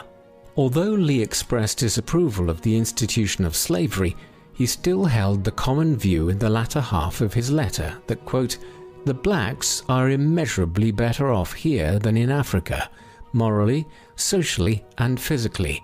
The painful discipline they are undergoing is necessary for their instruction as a race, and I hope will prepare and lead them to better things.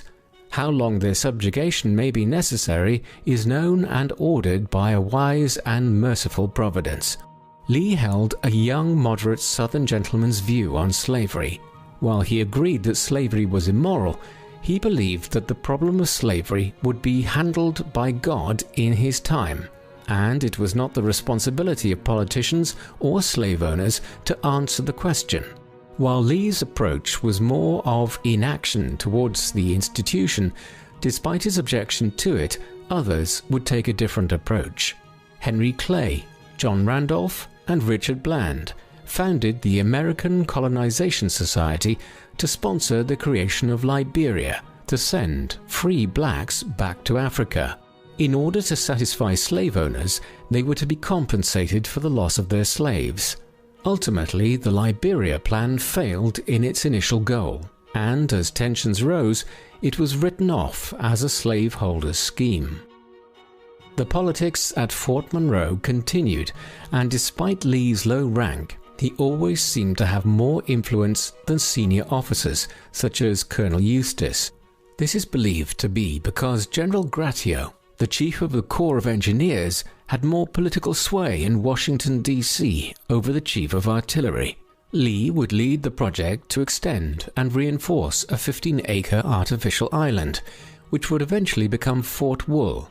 This new fort would be used to support and defend Fort Monroe with crossfire at enemy vessels.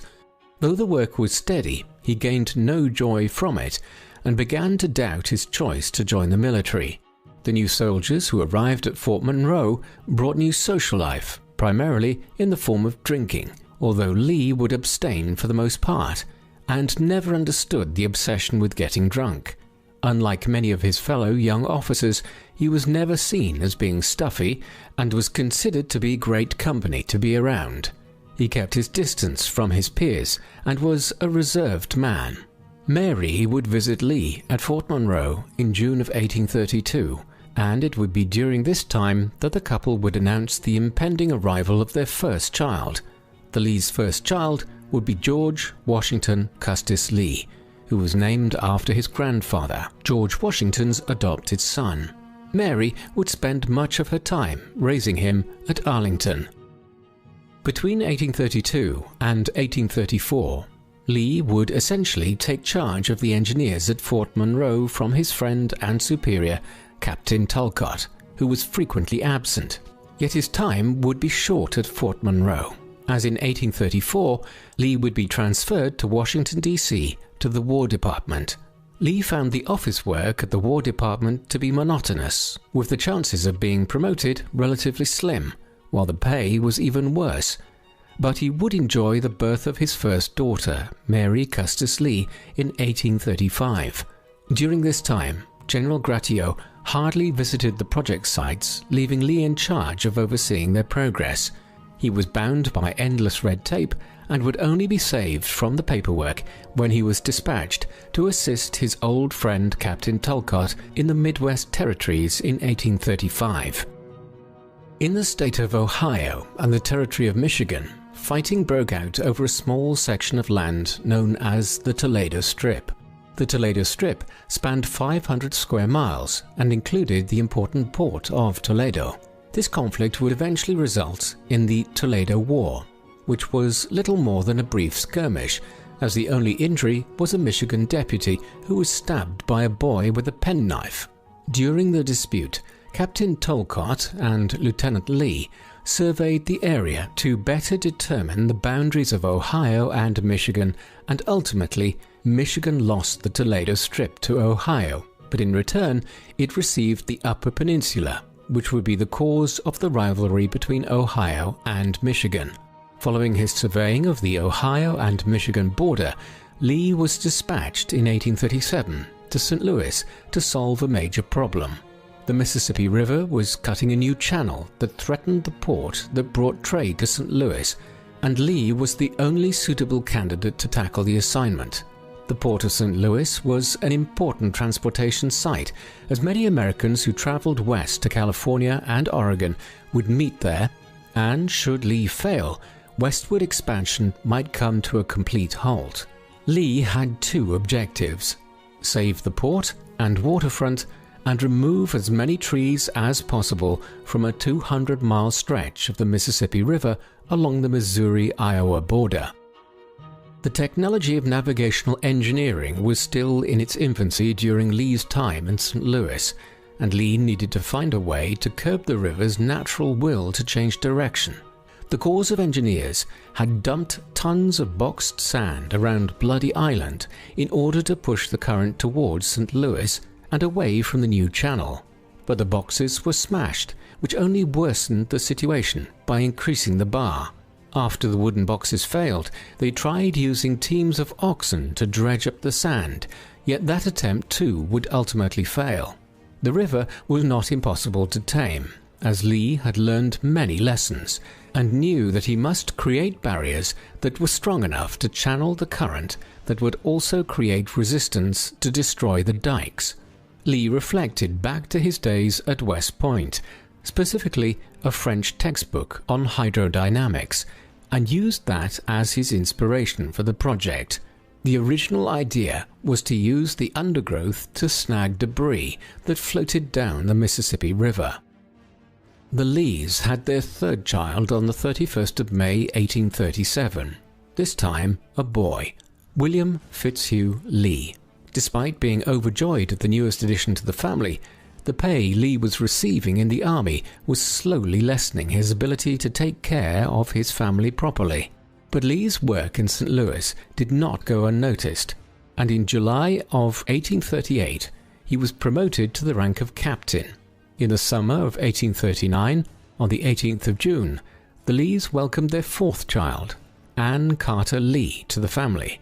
However, his work in St. Louis would be stopped by angry Illinois citizens who opened fire on his workers with cannons, out of fear that the progress Lee was making would cut them out of the increasingly lucrative trading along the Mississippi River. The Illinois citizens had hoped to prevent the growth of St. Louis in order to force trade through their city, and an injunction was issued by the Second Illinois Circuit halting all work on Bloody Island. Lee had worked hard to improve the conditions along the Mississippi, but by the summer of 1840 he returned to St. Louis to finalize the affairs of the army by selling the equipment it had purchased for the work. Lee was then reassigned to New York City to oversee the reconstruction of Forts Hamilton and Lafayette, along with the battery positions on Staten Island.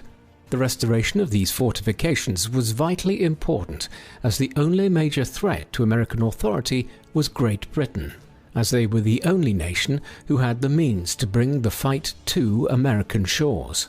Yet, before his arrival in New York, the Lees had their fifth child, Eleanor Agnes Lee, on the 27th of February 1841. His duties in New York were deemed significant enough to encourage his family to move with him, yet Mary and his children would not join him right away. Mary's unwillingness to move to New York at first was criticized by many, as she would have been expected to go wherever Lee went. Yet in her defense, she had 5 children between 1832 and 1841, and suffered from arthritis and general poor health. Mary would join Lee in New York in the spring of 1843, but would leave shortly after when she found out she was pregnant with their 6th child, Robert E. Lee Jr., on the 27th of October 1843. But Lee was still in New York, focusing on the forts. Although Lee was a skilled engineer, he had very few other accomplishments which would bring him the attention he deserved. However, he did have one highlight on his resume. Lee was named as a member of the Board of Examiners at West Point in 1844. He would spend 2 weeks at West Point overseeing and judging the final exams of the cadets, along with Major General Winfield Scott, the commanding officer of the U.S. Army, who formed a positive opinion of Lee during the time they spent together. Scott was a large, towering figure of the day, also a hero from the War of 1812, with the nickname Old Fuss and Feathers. Lee was never the type of person to use flattery to advance himself, like many other officers. although this would never have worked on General Winfield Scott, as he was known to soak up flattery like a sponge. So Lee used his intelligence instead to impress him. The impression Lee made on General Winfield Scott gave him some advantages, as from 1844 to 1846 he acted as a congressional liaison for the Chief of Engineering while simultaneously working in New York. He was also appointed to be a member of the Board of Engineers for the Atlantic Coast Defense, and during this time, in early 1846, Mary gave birth to the Lee's final child, Mildred Child, who was affectionately called Millie by Lee. The action which Lee was seeking would eventually happen when events out west began to heat up. Mexico and the United States were trying to establish hegemony over the West as the territory was increasing in population density. The origin of the disputes go back to 1810, when Moses Austin was granted land in Texas by the Mexican government. The Mexican government hoped the American settlers would provide a buffer between the raids of the Comanche tribe and the Mexican citizens. Instead, the Americans overwhelmed the Mexican government, who did not have the administrative or military ability to keep them in line.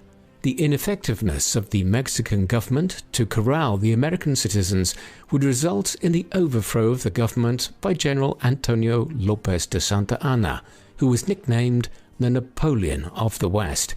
He would both threaten to take military action on the American settlers and offer to sell them more land. General Santa Anna made good on his threats and attacked the Texan-held mission called the Alamo. From the 23rd of February to the 5th of March in 1836, the 100-men garrison held off the 1,500-strong Mexican army, but the Alamo fell on the 6th of March. The women and children of the mission were allowed to leave, but the men were slaughtered at the site, leading to the famous battle cry, "Remember the Alamo," which stirred the American public into a frenzy. Following the massacre at the Alamo, the Texans routed the Mexicans at the Battle of San Jacinto, which forced Mexico to recognize Texan independence. 10 years later, Texas would be annexed by the United States in 1845. Mexico was outraged at the annexation of Texas, while the northern states were irate at the addition of another slave state into the Union. Mexico broke off its diplomatic relations, yet President James Polk wished to maintain diplomatic relations in order to purchase California and New Mexico. Mexico continued to experience political instability, as the Mexican presidency changed 4 times, the Ministry of War 6 times, and the Finance Ministry 16 times. Despite this instability, if there was anything that could unite the Mexican people, it was their hatred for losing Texas to the Americans. The border between the United States and Mexico was disputed, as Mexico believed the border was along the Nueces River, while the United States believed the border lay along the Rio Grande. As a result, President Polk sent Brigadier General Zachary Taylor to occupy the land, but they were attacked by a Mexican cavalry unit, killing 16 Americans. The Thornton Affair, as it became known, gave the American government the cause to attack Mexico, as Polk argued to Congress that American blood has been shed upon American soil. In response, General Taylor moved swiftly against the Mexican army, defeating them twice at Palo Alto and then at Resaca de la Palma. The Americans outclassed the Mexican army with its advanced weapons, which included the speedily deployed horse artillery and the Colt revolver. The outbreak of the Mexican War gave Lee the opportunity he was looking for to better his rank in the military, and on the 19th of August 1846 he would be dispatched to San Antonio de Bexar, Texas, to report to Brigadier General John E. Wool. General Wool and Captain Lee were stopped along the Rio Grande when a Mexican officer appeared with a flag of truce, reporting that General Taylor had defeated a Mexican army at the Battle of Monterrey. Apparently, General Taylor had accepted an 8-week armistice in return for its surrender.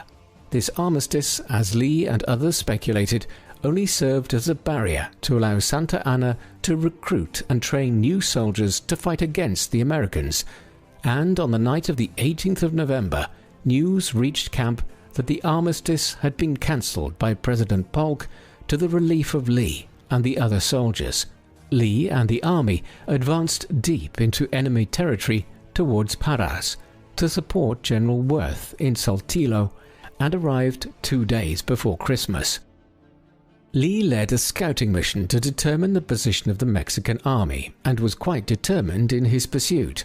His tenacity impressed General Wool, who made Lee his acting inspector general. Lee would learn that being persistent whilst carrying out reconnaissance paid off, and also to not take exaggerated reports seriously.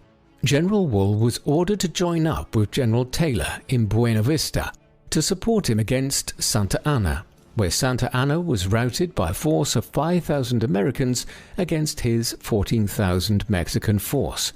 Lee left to join General Scott on the 17th of January 1847, and upon his arrival was accepted into Scott's general staff and inner circle. Lee was quartered on the flagship USS Massachusetts, sharing his room with former West Point classmate Joseph E. Johnston. In total, 12,000 men would be under General Scott's command for the invasion of Veracruz. On the 19th of February 1848, the fleet sailed to the Lobos Islands to rendezvous with the rest of their forces, but were delayed due to smallpox outbreaks and a vicious storm. The fleet left on the 3rd of March and arrived in Veracruz on the 5th of March, where Lee first saw the imposing island fortress of San Juan de Ulua, which guarded the city. Lee boarded the Patrita along with General Scott to survey the beaches, but the ship strayed too close to the fort, leading to an opening salvo from the fortress. This was the first time in Lee's 22-year-long military career that he had been under fire.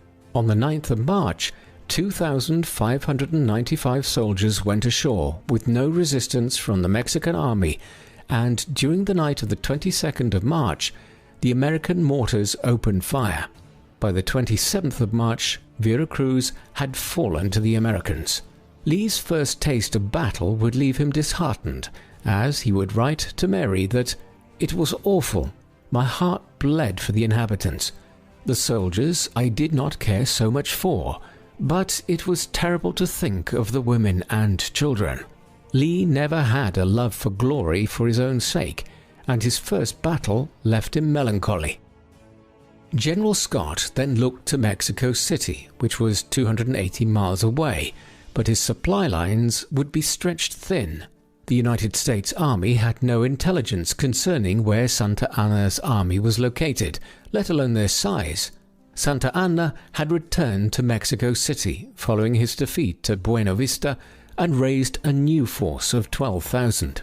General Scott left Veracruz with 6,000 troops and found Santa Anna at Cerro Gordo, where he held an imposing defensive position. Following a reconnaissance mission, Lee informed General Scott there was a potential pathway they could cut to the extreme left flank of Santa Anna's line without them knowing. Scott agreed and gave Lee the opportunity to guide a division to the Mexican army and commence the battle on the 18th of April. In preparation for the assault, the soldiers started scaling the hill on the 17th of April, but they made too much noise and alerted the Mexican army, who started advancing down the hill. They countercharged up the hill, pushing the Mexican army back before finally establishing a hold on the summit of La Atalaya. Ultimately, the Mexicans were defeated at the Battle of Cerro Gordo, and the Americans only suffered minor casualties in comparison to the Mexican army. Lee's actions at the Battle of Cerro Gordo earned him a promotion to brevet major and praise from all of his superiors.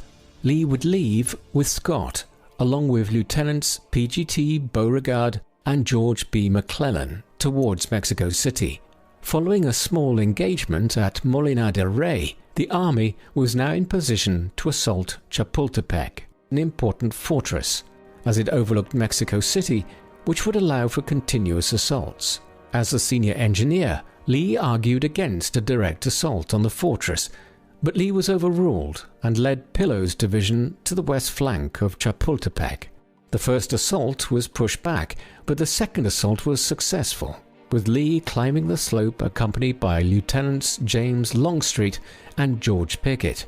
Lee was injured during the assault, but was able to help General Pillow away from the battle. Following the fall of Chapultepec, nearly all Mexican resistance collapsed, but Mexico City wouldn't be fully pacified until 2 days later due to Santa Anna releasing armed criminals from the local prison. It was a solemn peace, as many Americans believed they had bullied Mexico throughout the war. Lee would be promoted to brevet colonel for his actions at Chapultepec and eventually returned home on the 29th of June 1848. It took roughly 32 years from the time he started as a cadet at West Point for Lee to rise to brevet colonel, and in comparison to other officers of the time, he advanced only slightly faster than the average officer.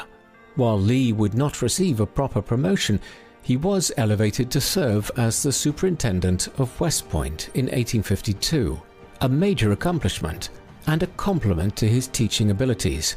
Although Lee was not thrilled at the prospect, as he unusually complained to his friend P.G.T. Beauregard that there was an impossibility of either giving or receiving satisfaction from overseeing West Point.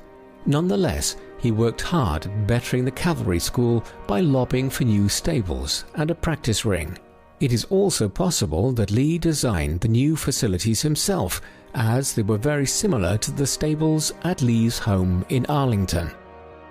Under Lee's guidance, West Point produced the finest cavalry officers of the era. He cared about the well-being of the cadets, but he could not coddle them, or else they would prove to be poor officers. West Point cadets were notorious for their high jinks along with their rowdiness and undisciplined behavior.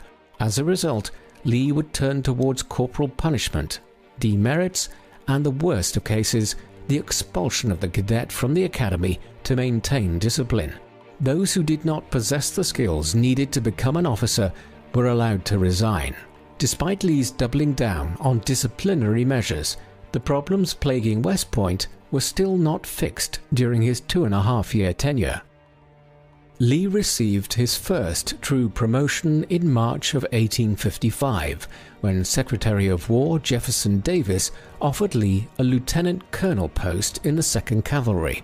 This promotion would come at the cost of Lee's position in the Corps of Engineers, and also meant he had to leave his family behind.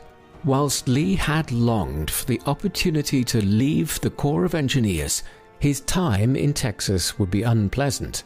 A series of personal tragedies befell him, as both his mother-in-law and his sister Mildred died. A little over a year later, his father-in-law George Custis died in October of 1857. He was the only father figure in his life, and now he was gone. Not only did he lose family members, but he lost his favorite mare, who ran off with a wild horse. After his father-in-law's death, Lee returned to Arlington to settle the affairs of Custis' estate, which were in disarray due to years of neglect. Custis left his 196 slaves to their own devices towards the end of his life, only expecting them to cultivate their own personal gardens to grow their food. The change in ownership brought uncertainty, as they had no control over their destiny. Lee would invest a large sum of money into the estates to upgrade the living quarters for the slaves, partially quote, to do what is right and best for the people, but also because he needed their labor to make a profit to settle the debts Custis had left. As a result, Lee unintentionally caused disquiet amongst the slaves when he began hiring out slaves to other plantations without communicating how long they would be gone. The slave community at Arlington had been together since their time at Mount Vernon, as they had been allowed to stay together, unlike other slaves whose families had been broken up. Custis Will did free his slaves, as he was a member of the American Colonization Society, However, Lee made use of a provision which allowed him to retain them until the debt had been paid. As a result, the slaves began to test Lee's resolve to keep them on the plantation, sometimes in open rebellion. They asserted they were legally as free as Lee was, yet they had almost no legal grounds to declare their freedom. Some of those who attempted to test Lee were Wesley Norris, his sister Mary, and their cousin George Parks, who ran away from the plantation in late spring of 1859. They were eventually captured and brought back to Arlington. Accounts of their punishment spread in excruciating detail in the abolitionist papers, which would sometimes greatly exaggerate the accounts to generate attention. This does not mean the punishments such as whipping, which Norris received, were not true, as Lee and other witnesses do corroborate the general accounts of the event, but they disagree with the exact details. Norris claimed that Lee personally whipped him and the other slaves as punishment, yet a man of Lee's standing in Southern society would never have doled out punishment himself. It would have been a blotch on Lee's social standing if he personally dealt the punishment, which may have been the reason behind the accusation. On the 17th of October 1859, J.E.B. Stewart, otherwise known as Jeb Stuart, rode to Arlington requesting Lee attend the War Department immediately. Lee immediately left with Stuart, entering into a meeting with President James Buchanan, along with several cabinet members. John Brown, an abolitionist, and 18 other men had just taken a federal arsenal at Harper's Ferry, killing a few civilians and taking hostages. Lee and Stuart were both sent via a special train to take control of the situation from the local militia, who corralled Brown's forces in the engine house of the arsenal. When Brown refused to surrender, the Marines sent with Lee stormed the engine house, leaving 1 Marine and 2 of Brown's freedom fighters dead. Lee would dismiss Brown's attempted revolution as the attempt of a fanatic or a madman that could only end in failure. Lee, along with many other future major players such as Thomas Jackson, Edmund Ruffin, and John Wilkes Booth, would watch Brown's execution. Unknown to Lee, Brown's raid at Harper's Ferry, Virginia, had lit the fuse for the events of the next 5 years. Following the events in Harper's Ferry, Lee was asked to return to Texas in February of 1860. Many Southerners were relieved of their posts due to the increased talks of secession by Southern state representatives. Lee was appalled at the idea of deconstructing the country and saw it as anarchy. Yet Lee, like many others, would choose to side with whatever path their state would take. Americans had a sense of responsibility to family and state over the nation as a whole, which played a significant role in the coming conflict. He swore to never take arms against the United States, but if Virginia left the Union, he would give his life to defend her. Ultimately, the choice would be left to a statewide convention, but its decision would not be made soon. On the 13th of March, 1861, Lee attended a reception for military officers at the White House, where he met with Abraham Lincoln for the first and only time. President Lincoln knew of Lee's uncertain allegiance and hoped to maintain Lee within the Union. He offered him the position of colonel in the 1st Regiment of Cavalry, a position Lee could not afford to turn down. Yet peace would become unattainable in early April when Lincoln decided to resupply Fort Sumter, which was being blockaded by rebel forces under the direction of P.G.T. Beauregard. General Beauregard gave the order to fire on Fort Sumter on the 12th of April 1861, and Edmund Ruffins is credited with firing the first shots of the war. Fort Sumter would fall on the 14th of April 1861, and Lee underwent intense questioning from General Scott, requesting he either side with the Union or resign his commission. Lee resigned his commission on the 20th of April 1861 and boarded a train to Richmond to assess the situation. He never intended nor expected a commission in the Confederacy, but upon his arrival in Richmond, he learned he was to be offered Commander-in-Chief of all Confederate forces. As many have said, Lee's decision was an inevitable one he had to make, and his fate would be tied to Virginia. Virginia officially seceded on the 23rd of May 1861, and as the decision was made, General Scott ordered Union troops across the Potomac, occupying parts of Virginia, including Lee's home in Arlington. Arlington would eventually be seized by the government for further military uses, and following the First Battle of Bull Run would serve as a cemetery for the Union dead.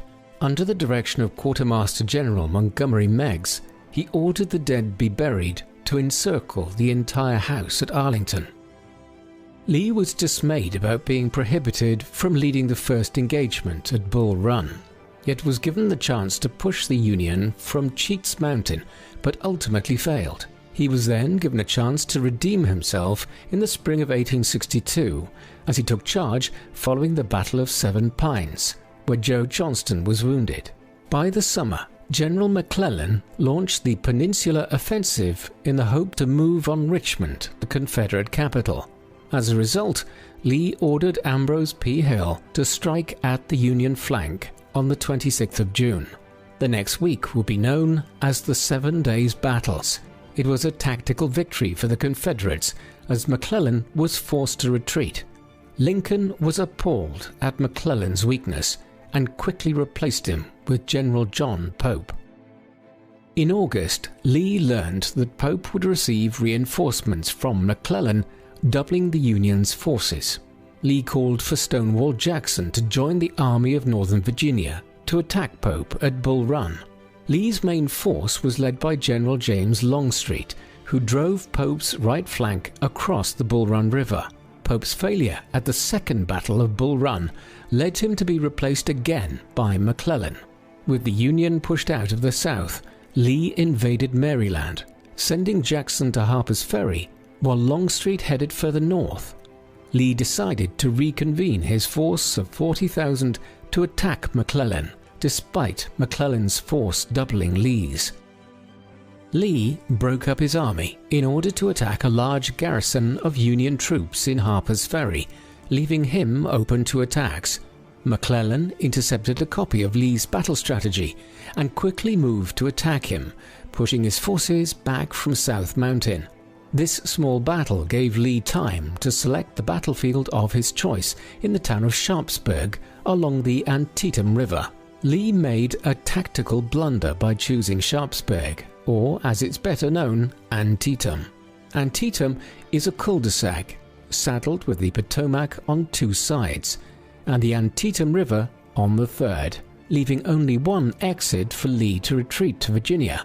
However, Hooker seemed to be incompetent to lead the army, and he made several mistakes, such as leaving Porter's corps in the reserves and nearly his entire cavalry stacked on the left near a bridge.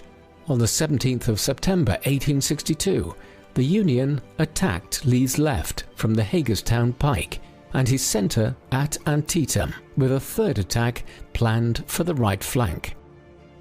William French's division from Sumner's corps were ordered to attack the Confederate position of D. H. Hill's division stationed at the Bloody Lane.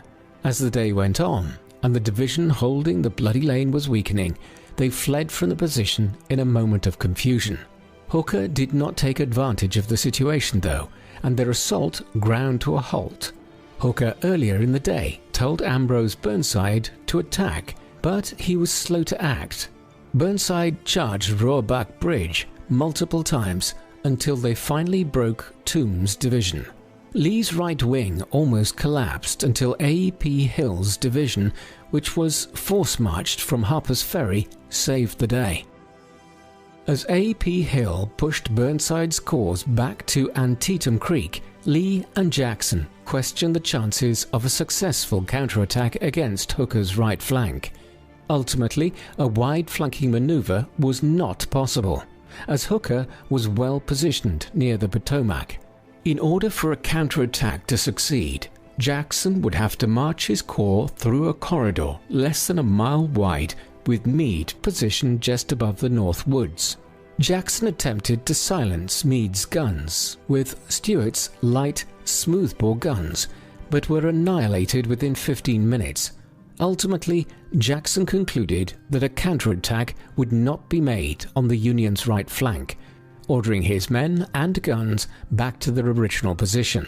Antietam would be the single bloodiest day in American history, with a combined loss of 22,700. While Lee left the field to McClellan, the loss on the Union side outweighed the territory gained. When McClellan failed to pursue, he was fired again from his post.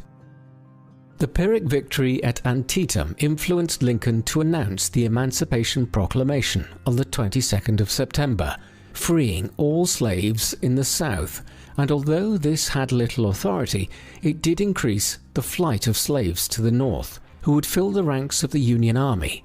By the middle of November, Burnside took the Army of the Potomac across the Rappahannock River towards Fredericksburg, Virginia. Tactically, Burnside blundered by not rushing to Richmond as Lee was out of position. Floods caused by rainstorms prevented Burnside from taking advantage of the situation, allowing Lee time to reposition himself. Burnside's engineers braved Confederate sniper fire from Lee's army while building a pontoon bridge to assault their position. As a result, Burnside ordered artillery strikes on the town to suppress the snipers, but ultimately failed to stop them and only gave away his true intentions. Jackson's forces were called up from his positions at Skinner's Neck and Port Royal. Brigadier General William Barksdale was tasked with delaying Burnside's advance. However, he had other plans in mind. As Burnside tried to cross, Barksdale's men heavily contested the landing, making it the first opposed river crossing in American history. His small division refused to abandon Fredericksburg and fought in the narrow alleys and homes, also making it the first time urban combat was used in the Civil War. Barksdale would eventually be forced out by the growing presence of Union forces in the city, and on the 11th of December, a few more brigades entered into the city of Fredericksburg, who sacked the city of its valuables despite the orders of the Union officers to cease. Burnside spent all of the 12th of December moving his army across the Rappahannock River to position his attack. His plan was to take Sumner Grand Division and slam into Longstreet's left flank, while Franklin would attack Jackson's corps right flank in a pincer maneuver. In the meantime, Lee had positioned himself along the ridge line and the Fredericksburg railway cut, which A.P. Hill's division occupied. Burnside's strategy was suicidal due to the limitations of the ground suitable to attack, as regiment after regiment pushed towards Mary's Height despite Lee's comfortable position behind the stone walls. The battle was a slaughter for the Union troops, as their dead numbered double the amount Lee lost. Burnside wished to continue the attack, but his generals encouraged him to withdraw. His poor performance and his use of the troops at his disposal led him to be replaced by General Joseph Hooker. In May of 1863, Lee would get the chance to test Hooker on the battlefield at Chancellorsville, Virginia.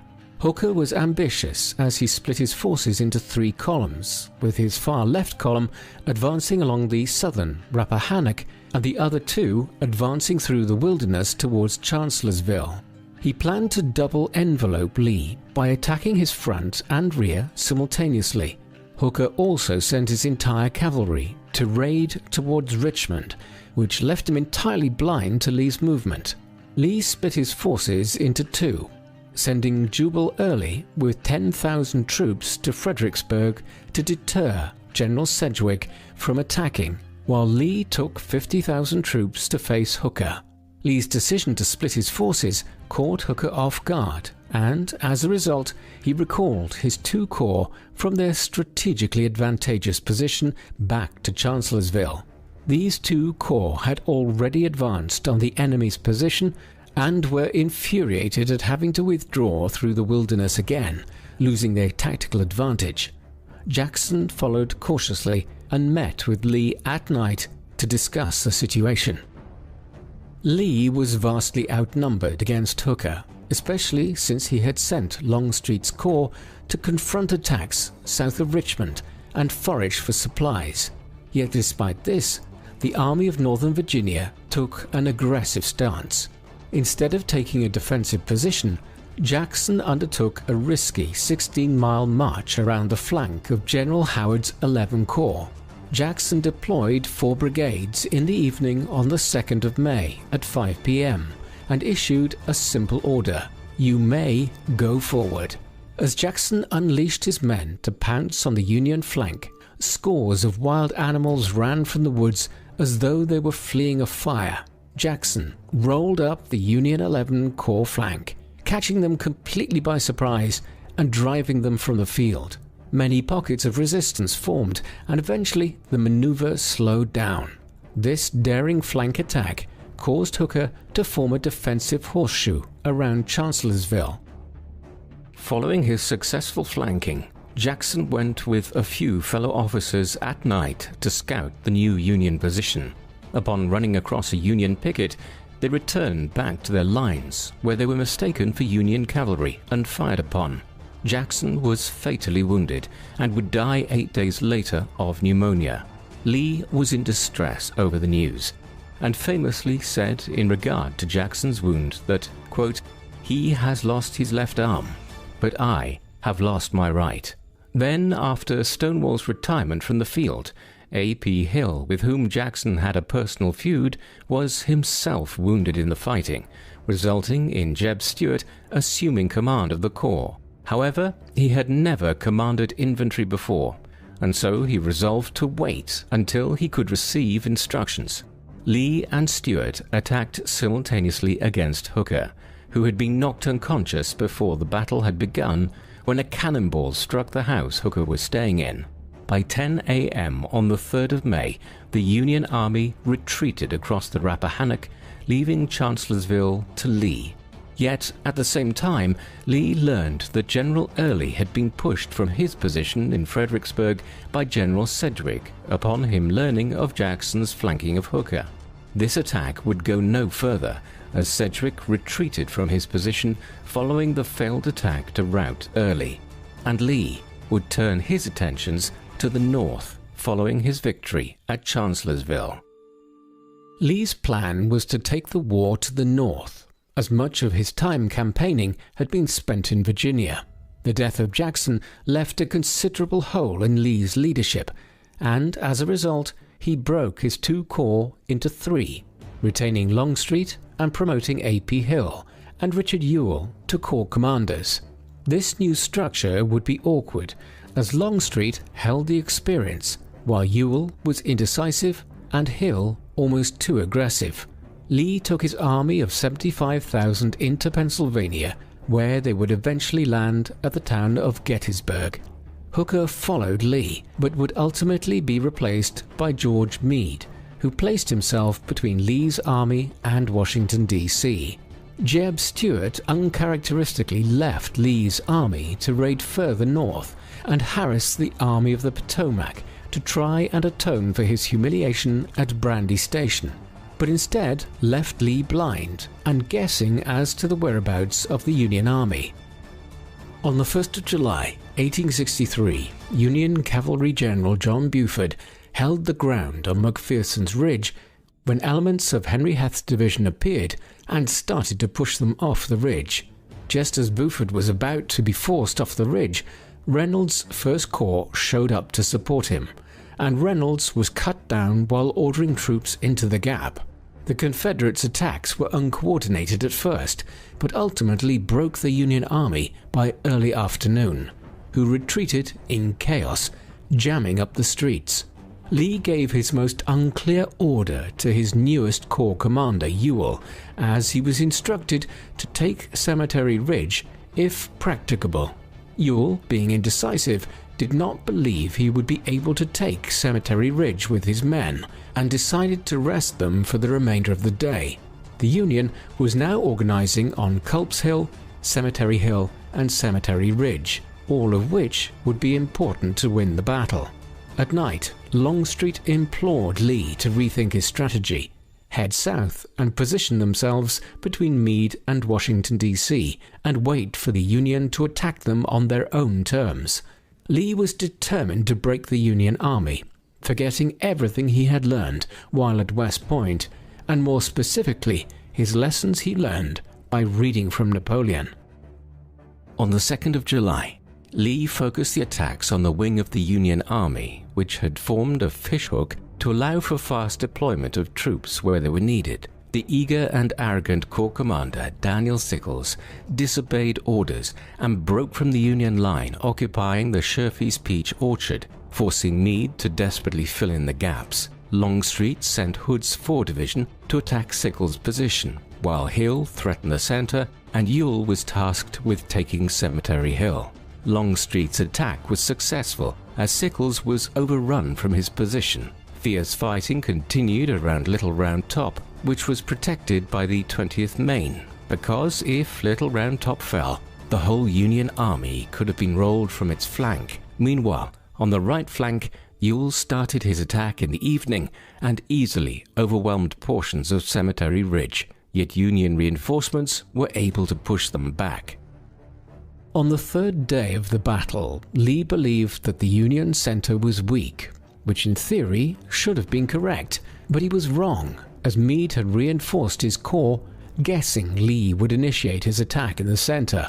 Lee had been effectively beaten already at Gettysburg, and yet made the questionable decision to attack Meade's center. In March of 1863, Lee suffered a medical episode. The exact diagnosis was unknown, but it was cardiac-related. This medical event potentially caused Lee to make the controversial decision to charge Meade's center using Pickett's division, now known as Pickett's Charge. Pickett's division would have to march over 1 mile of open ground to reach the Union line, exposed to both Union artillery and then rifles at short range. Lee started with a grand artillery barrage to soften the Union center, which failed to respond to the attacks, believing the barrage had worked, when in fact the Confederate artillery had overshot the Union line. Pickett's charge proceeded as planned. Only when the Confederates came out of the woods and were at the point of no return did the Union artillery open fire. Those Confederates who made it to the Union line were either killed or captured, completely shattering Pickett's division. Lee's defeat at Gettysburg broke the Army of Northern Virginia, and they retreated back to Virginia, having lost more than 1/3 of his army in the 3-day battle, in which half alone were killed in Pickett's charge. Lee would not engage with the Union Army again until the 4th of May, 1864, in the Battle of the Wilderness, where he faced off against General Ulysses S. Grant. Longstreet would be wounded by his own troops and be out of action for 6 months, while Lee and Grant bloodied each other in consistent counterattacks against one another. Lee personally led from the front until his men forced him to the rear by guiding his horse away from the battle. Lee would pull back to Spotsylvania and prepare for Grant's first assault on the 7th of May, leading to a nearly 2-week-long battle as Grant tried to navigate around Lee. Grant would lead a doomed assault on Cold Harbor in June. Despite having the numerical advantage against Lee, he would follow up this failure with the 9-month-long siege of Petersburg from June of 1864 to April of 1865, when he finally took the city, forcing Lee to retreat. Lee was no longer able to protect Richmond, which fell on the 3rd of April 1865. Grant pursued Lee with the help of General Sheridan and divisional leader George Custer, cutting off retreats and attacking supply wagons relentlessly. The hounding by the Union forces became too much for the beleaguered Army of Northern Virginia, and on the 9th of April 1865, Lee surrendered to General Grant at Appomattox Courthouse. The terms were much more generous than Lee had imagined, as the sidearms of officers, private horses, and baggage were protected from seizure, and each officer and man were allowed to return home on parole, so long as they observed their parole terms. Lee spent the next few days overseeing the disarming and disbanding of the army until the 12th of April, when he left for Richmond. The Civil War would officially end on the 13th of May, 1865. After the Civil War, Lee lived a relatively quiet life, accepting a president's position at Washington College. Lee would be harassed by the Northern press throughout his time at Washington College for, quote, bringing up rebels, despite Lee trying to remove himself from the resentment many Southerners felt from losing the war, even scolding Jefferson Davis and Jubal Early for their aggressive outbursts after the war. Lee did lose his citizenship and right to vote as a result of his part in the Civil War, but these would be ultimately restored under President Johnson's second amnesty for Confederate veterans on the 25th of December, 1868. On the 28th of September, 1870, Lee was following his normal workday before attending a church meeting and then coming home for supper. Mrs. Lee poured him a cup of tea, and as he spoke to say grace, nothing came out of his mouth. Lee had had a stroke, and after 2 weeks, Robert E. Lee passed away on the 12th of October, 1870 at 10 a.m. Robert E. Lee holds a unique place in American history. He has been described as, quote, a Caesar without his ambition, a Frederick without his tyranny, a Napoleon without his selfishness, and a Washington without his reward. While Lee's view on race is abhorrent in today's light, we must judge him by the era he lived in, and the question remains, would Lee be received better today if he had stayed in the Union cavalry? Lee is often romanticized in the aftermath of his death as part of the lost cause narrative, the belief that the South fought for a righteous cause. Lee himself would have vehemently disagreed that the South cause was just, as he opposed the construction of statues of Confederate icons following the war, believing it would prevent the healing of the nation. Lee was a man filled with the potential for greatness, yet his fault at the critical moment was choosing to side with what he felt was right for himself, as many did in the Civil War. Robert E. Lee historian Elizabeth Pryor is brilliant in her analysis of Lee and asserts that, quote, we want him to be great because he has elements of greatness in him, but he falls short because greatness must rest on two pillars. For Lee to be considered great, he must, quote, create something that not only benefits the world each day, but endures and embodies a far-sightedness that reaches beyond the complacency of one's narrow experience. Lee even admits the immorality of slavery, but does not act against the institution he knows is morally wrong. And while after the war he called for unity, he resisted change that would ultimately better the world. What do you think of Robert E. Lee? Was he wrong to fight for the Confederacy, and in doing so, support states built on slavery? Or was he an honorable man who defended his home of Virginia to the last and remains, arguably, America's greatest military commander of all time? Please let us know in the comments section, and in the meantime, thank you very much for watching.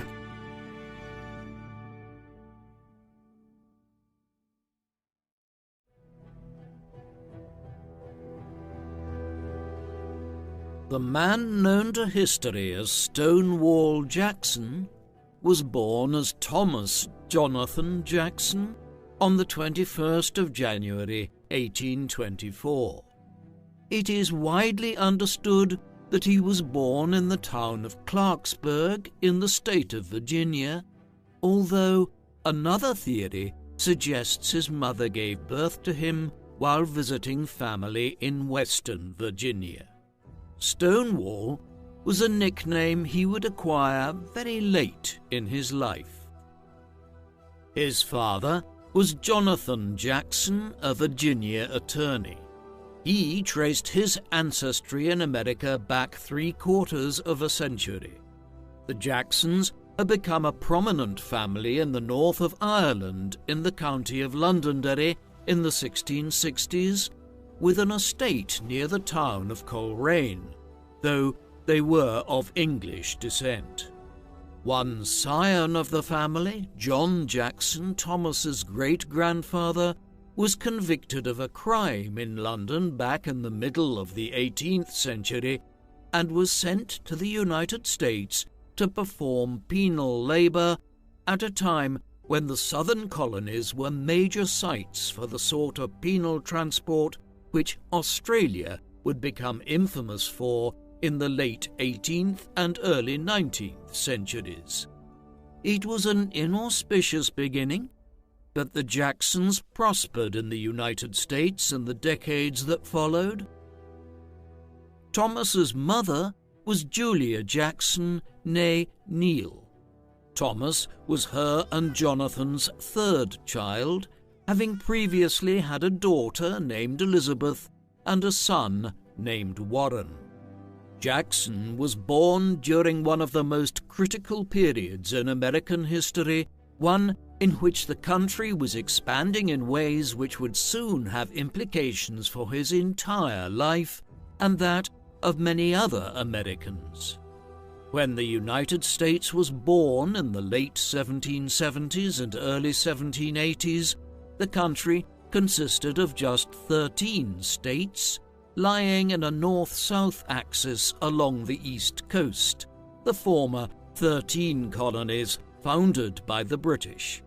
Even as the Founding Fathers were putting ink to the Declaration of Independence in 1776, the country was already expanding westwards beyond the Appalachian Mountains into regions where Tennessee, Kentucky, and West Virginia now lie.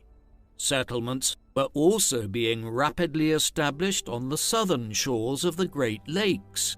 The Louisiana Purchase of 1803 would bring a vast tract of land into American possession from Louisiana north to the Dakotas.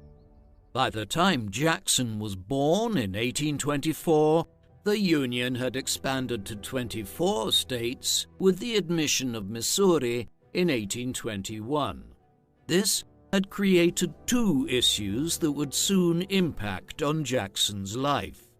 Firstly, it brought the expanding United States westwards into what is now Texas to develop a border with the similarly new state of Mexico. Secondly, it created an issue concerning the status of slavery in the states which were being newly admitted to the Union, with northern free states arguing that newly admitted states should be free states from the very beginning, and many in the southern slave-owning states holding that places like Louisiana were primarily being settled by people from Georgia, the Carolinas, and other southern states, and so should have the same slave-owning status and laws. The man who would one day become known as Stonewall had a very difficult childhood. In the mid-1820s, typhoid fever was prevalent in Virginia. It claimed Thomas's older sister, Elizabeth, in early March 1826, not long after his second birthday. Then, just over a year later, in late March 1827, Jackson's father died from the same disease. To compound the difficulties for Thomas's mother, she was heavily pregnant at the time of Jonathan Jackson's death, and she went into labor just hours after her husband's passing, giving birth shortly after to another daughter, Laura Ann. The Jacksons had been far from wealthy, and Julia Jackson was left with considerable debts when her husband died. She supported herself and her 3 young children in the years that followed by working as a seamstress and by teaching her sewing skills to other young women. Ultimately, she remarried in 1830. Thomas's new stepfather was Blake Woodson, an army captain who married Julia Jackson seemingly despite her children. His subsequent actions certainly do not indicate that he warmed to his new stepchildren, for when Julia died in 1831, just a year after marrying him, he disappeared entirely from their lives. The orphaned children had already been sent to live with their grandmother on their mother's side in Lewis County, who still presided over a household of Julia's large brood of brothers and sisters, many of whom had remained unmarried. As such, while they had lost their parents at a young age, the Jackson children were raised in a loving family household here in the 1830s. Warren Jackson was gone early to begin attending military school. Thomas thereafter developed a very close bond with his younger sister, Laura Ann. His character developed early as a shy but resourceful figure, one who developed a sense of self-reliance based on his early experiences. Thomas spent much of his childhood and teenage years at Jackson's Mill, a functioning grist or grain mill run by one of his uncles in Virginia. While Laura Ann would return periodically to their grandmother's house, Thomas developed a particular affinity for working at the mill. Although he received virtually no formal education, he taught himself to read here, with some aid from a slave on his uncle's estate. By the time he was a teenager, he was sufficiently well educated to pass on some of his skills in a makeshift local school. This was the resourceful and clearly intelligent, though formally uneducated young man that headed for West Point Military Academy in New York State in 1842 when he was 18 years of age. West Point had been founded as a national military academy in the nascent United States in 1802 and has remained the premier military school there ever since. At first, Thomas struggled here.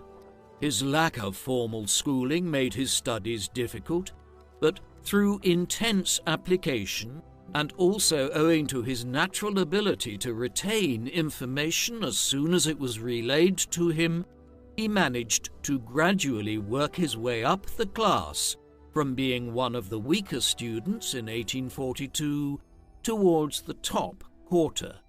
He was one of a class of 59 cadets who graduated in 1846. He finished 17th amongst these, not a premier performance, but very respectable for an individual who had come from such a difficult background and had such a limited education before coming to West Point. When he graduated in 1846, he did so with several individuals who would become notable generals in the American Civil War, including George E. Pickett and George B. McClellan. Even as Jackson was completing his studies at West Point, tensions were escalating along the southwestern border. The regions around Texas, New Mexico, and Arizona had been claimed by Spain as part of their vast colonial empire in the Americas back in the 16th century. However, beyond some exploratory missions to the region and the establishment of missionary settlements here to try and convert the natives to Christianity, there was little effective colonization of these areas by the Spanish for centuries thereafter.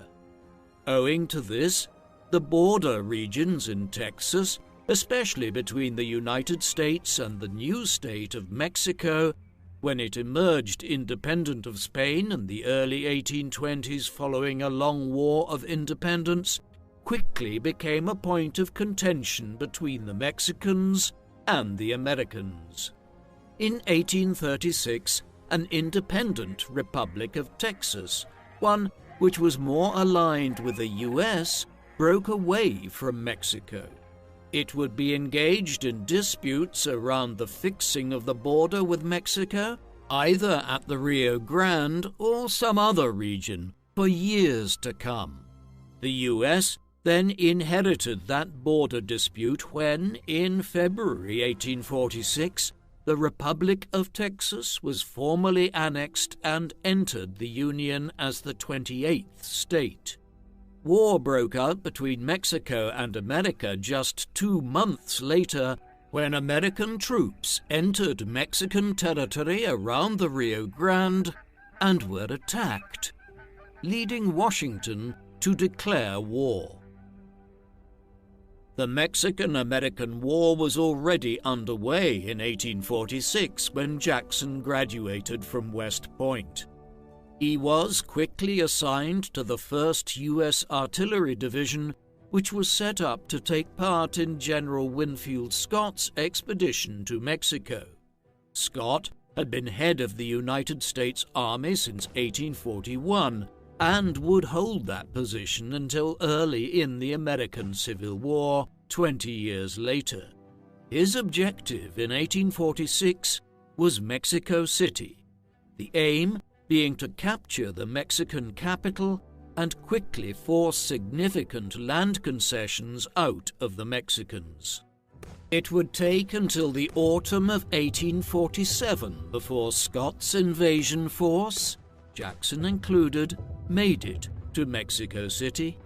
They commenced a siege on the 8th of September.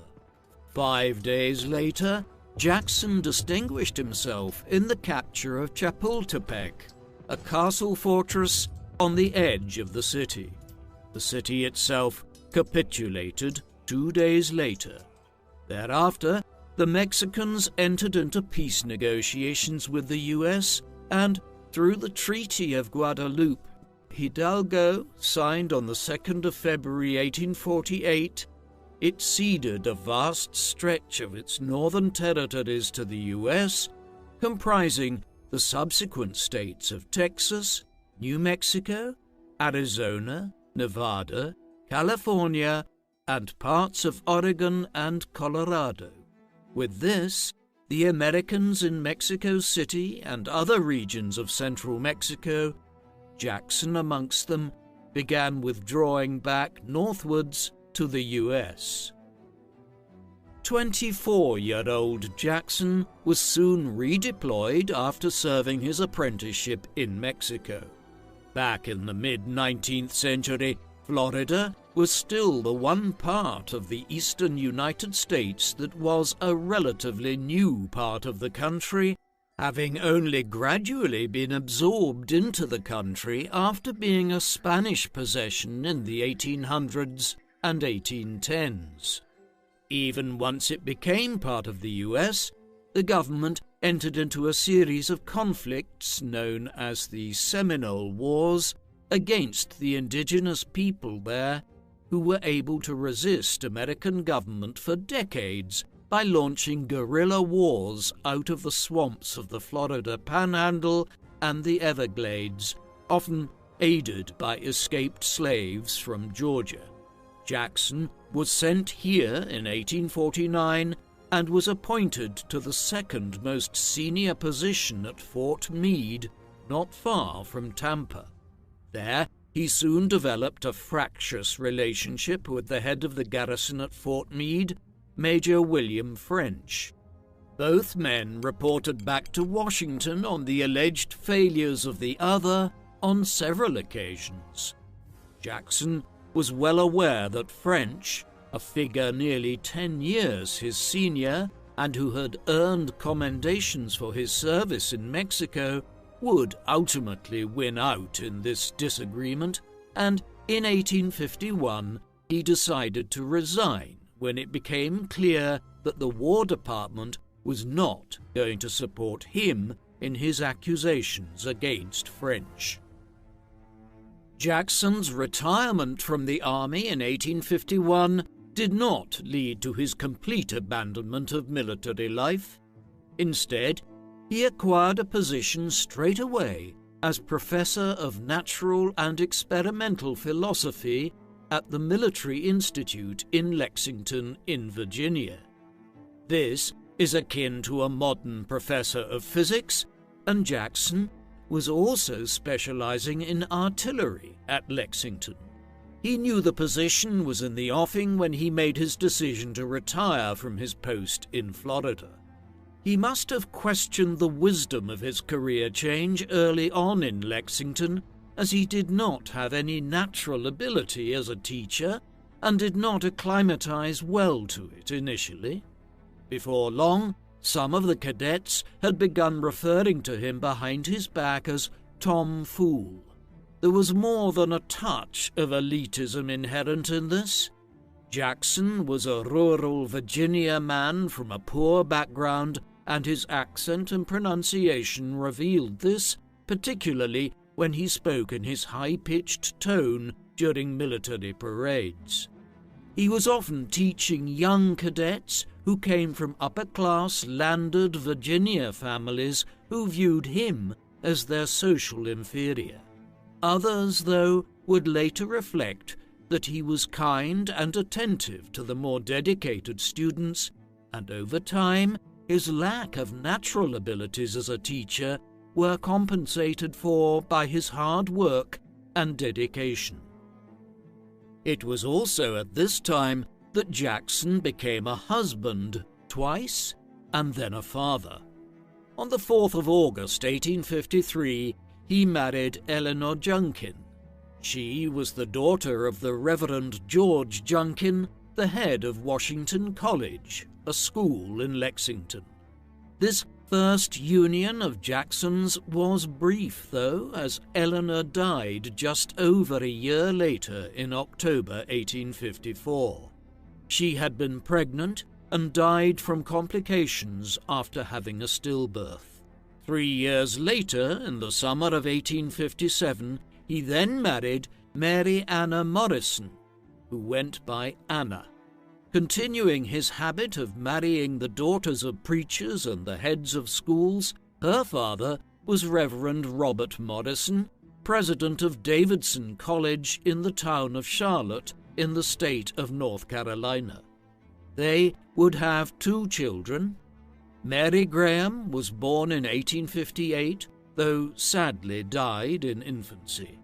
A second daughter, Julia Laura, arrived in November 1862. She would live into her adult years, being claimed by typhoid fever, the same illness that killed Thomas's sister and father when he was a child, in 1889, when she was in her mid-20s. Thomas's home life with Anna, brief as it might have proved to be, was one of the few areas of his life where he felt free to relax, and she would later describe her husband in affectionate terms, something which contrasted substantially with his reputation for being a strict and stern figure in public and as a commander. A further element of Thomas's character was his religious piety. After a youth in which he had been a casual worshipper, he had begun to embrace a more zealous Christianity in his adult years, particularly after he arrived in Lexington to begin teaching at the Military Institute. It was more than just a coincidence that he ended up marrying the daughters of 2 different ministers. Such were his growing associations with the Lexington Presbyterian Church in the town. In time, much of his life began to revolve around his faith, teaching at Sunday schools after church services. His religious views were matched in intensity by his hypochondria. He suffered from a number of physical ailments throughout his adult life, apparently having issues with both his digestion and his vision. It's not possible to determine where these legitimate conditions ended and his paranoia began, though many people during his lifetime commented on Jackson's peculiar habits and his belief that reading by lamplight would destroy his vision, or that he should refrain from eating certain foods or at certain times. These features of his personality and his guarded approach towards people that he did not know particularly well led many to perceive Jackson as being a somewhat peculiar character. Conversely, the impression left by those who got to know him and whom he relaxed around was of a largely ordinary man with the same level of quirks and unusual mannerisms that are revealed in anyone once one knows them for long enough. Jackson wasn't the only one who was anxious in the 1850s. The United States was becoming increasingly disunited by the middle of the 19th century. There had always been two Americas. As early as the 1780s, when the American Revolutionary War was coming to an end, some of the northern states were already considering prohibiting the institution of slavery.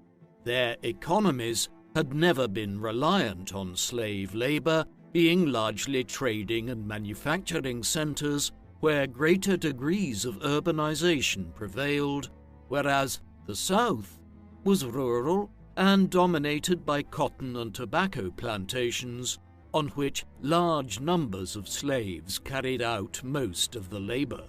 Many northern states began to ban slavery in the late 18th and early 19th centuries and became free states, while the southern states became more entrenched in their determination to maintain slavery.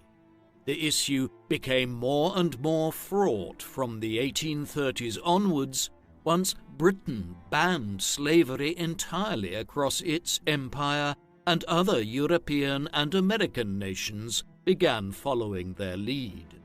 By the 1850s, the US was a laggard in not having banned slavery nationally, and northern politicians were determined to correct this with new parties, such as the Free Soil Party, being established primarily with the goal of abolition in mind, though eventually it was the Republican Party, founded in 1854, which would drive the abolition movement prior to the American Civil War. These developments would shape the rest of Jackson's relatively short life. Of course, the question arises, what were Jackson's own views on slavery? They were complicated. On the one hand, he was a slave owner himself. At one point in the 1850s, he owned 6 slaves. Some of these he had acquired as part of the dowry for his second marriage. Others had requested that he purchase them at public auction, believing that Jackson would make a more decent owner than they might otherwise expect if they were sold to a cotton or tobacco plantation. Being a teacher and not much of a landowner, he often rented out their labor to others in Lexington and to the Military Institute. Furthermore, while he was not a staunch voice against the abolition movement, there is also no record of any kind of him voicing opposition to the institution of slavery. That said, while teaching in Lexington, he included African American children in the Sunday school classes that he taught at the Presbyterian Church, staring down a lot of opposition in doing so from members of the congregation who were opposed to such a move. In short, he epitomized the more moderate Southern Confederate. Jackson was involved in one of the most important episodes in the abolition agitation which characterized the 1850s and which was one of the major precursors to the outbreak of the American Civil War. On the 16th of October, 1859, the firebrand abolitionist campaigner John Brown had taken over the U.S. military arsenal at Harper's Ferry in Virginia, along with nearly 24 followers. His plan was to incite a slave revolt across the southern states through his example. Instead, his small band was quickly surrounded and Harper's Ferry was laid siege to. It ended 2 days later with half of Brown's men killed and the rest arrested. Brown was quickly sentenced to be executed. Jackson received word at the Military Institute that he and some of his senior students were to be sent as artillery officers to attend the execution at Charlestown, in what is now West Virginia, on the 2nd of December, 1859. Stonewall Jackson would acquire his famous name and forge his legacy in the American Civil War. Strangely, for such a pivotal conflict in American history, and one which seems to have ostensibly been fought over one issue, historians still debate why the war broke out.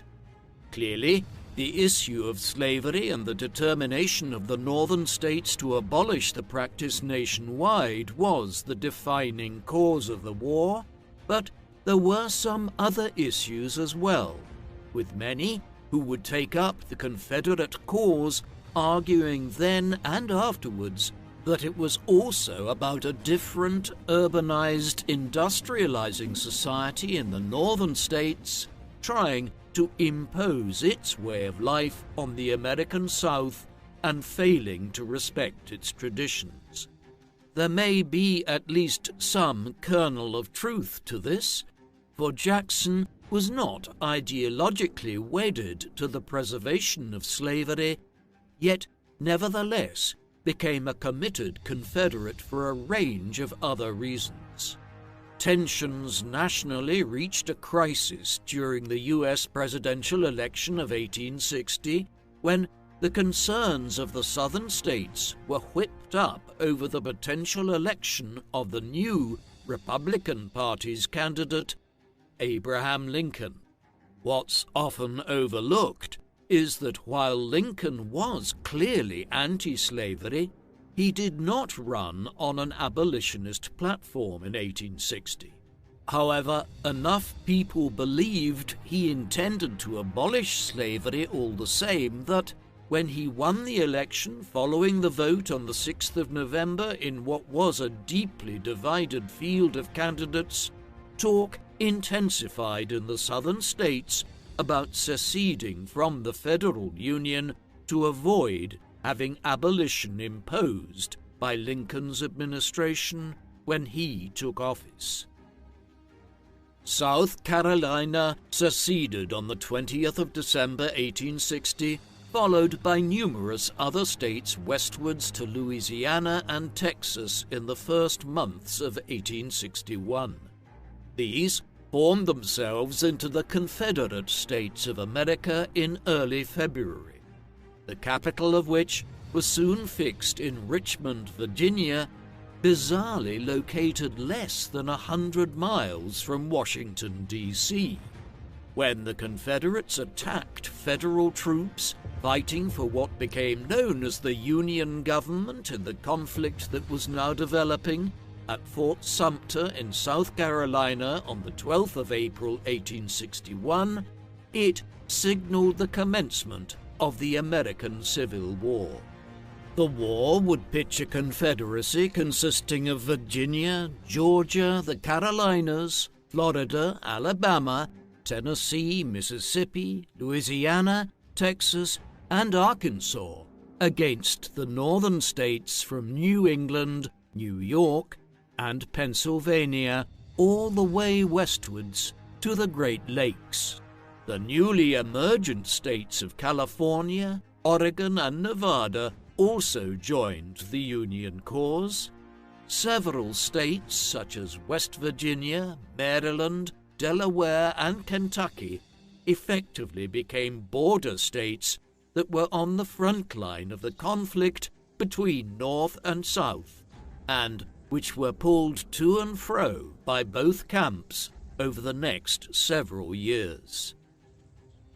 It may seem curious for a man who would become a legendary figure within the Confederate cause, but Jackson was not in favor of secession in the period leading up to the outbreak of the Civil War.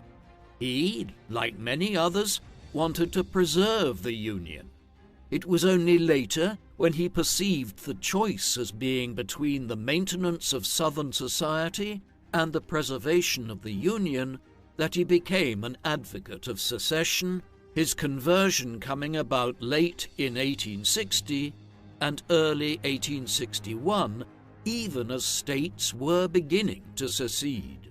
As such, he was one of many people who were cast into a tunnel vision by the 1860 election that doomed them to thinking that only war could resolve the nation's difficulties. His decision to eventually support the Confederate cause was a difficult one for Thomas on a personal level. His sister Laura, with whom he had a close bond since childhood, supported the Union and was particularly ardent in this, her backing for Lincoln's administration in Washington being more fervent than Thomas's for the Richmond government. Even before the war broke out, this had caused a split between the pair that would never be healed. Years later, when she learned of his death, she feigned a lack of concern, but privately seemed to be disturbed by the news. It was all a sign of how divisive the American Civil War was in pitting family members against each other, and how complicated the emotions that ensued could be. Despite becoming the center of the Confederate government in the American Civil War, Virginia was actually quite late to secede. The Virginia Convention initially voted to remain a part of the Union when they voted on the issue in early 1861. It was not until a meeting on the 17th of April 1861, 5 days after the attack on Fort Sumter, that Virginia voted to secede and left the Union. This began Jackson's Civil War, as he was a Virginia native and employed there. As the state government swiftly mobilized onto a war footing, he was appointed as a major of the topographical engineers within the Confederate Army here, a role which would involve overseeing establishing defensive fortifications and also working with the officer corps of the Confederate Army on issues like mapping out the war zones across Virginia and the distribution of forces in the region. Frustrated at the sedentary nature of this, he petitioned for an active command and was soon made a colonel of the infantry at Harper's Ferry, the arsenal where John Brown had attempted to launch his revolt 2 years earlier. A further promotion to become a brigadier general in the Confederate Army soon followed. Jackson's first major engagement, and the one in which he would earn his famous nickname, was the First Battle of Bull Run, fought on the 21st of July, 1861, and so named after a stream that runs through the region where the battle took place. The clash is also known as the Battle of Manassas. It occurred near the city of Manassas in northeastern Virginia, not far at all from Washington, D.C., emphasizing the threat the Confederates posed to Lincoln's government in the first half of the war. Though they had larger forces in the wider region at the time, both the Union and Confederate commanders were only able to commit slightly less than 20,000 men each to the battle when it commenced. In the engagement, Jackson's brigade of men stood strong for hours under heavy fire from Union forces, with Thomas nearly being killed as a bullet grazed his hand and broke his middle finger. The battle ended in a Confederate victory of a kind, though both sides suffered significant losses, and it made clear that there would be no swift victory for either side in the war. Jackson earned his nickname Stonewall from the engagement, with one of the Confederate commanders, General Barnard B., stating at one point during the fighting, "Look, men, there is Jackson standing like a stone wall," in an attempt to buck his men up by looking to Jackson for inspiration. It was a name that would be attached to him for the rest of his life, and the forces under his command would become known as Stonewall's Brigade. That said, to his men, he was often known as Old Jack, a nickname he had acquired years earlier when studying at West Point in the mid-1840s on account of his being the oldest cadet in his class. Jackson was now promoted to the post of Major General in the Provisional Army of the Confederate States. He would soon earn further renown owing to his leading role in the Shenandoah Campaign, often also termed the Jackson's Valley Campaign. The Shenandoah Valley is a valley in the northwest of the state of Virginia. It had a strategic significance within the war, as it allowed for passage between Virginia north to states like Maryland, Delaware, and Pennsylvania, in a part of the country where natural routeways for armies to pass through are limited, owing to the Blue Ridge Mountains and several rivers. Equally, if any large Union army wanted to pass southwards to strike at places like Western Virginia, North Carolina, or Tennessee, the Shenandoah Valley was an obvious passageway. An indication of this is that when Robert E. Lee invaded the northern states in 1863 in the lead-up to the Battle of Gettysburg, he led his men northwards to Pennsylvania through the Shenandoah Valley.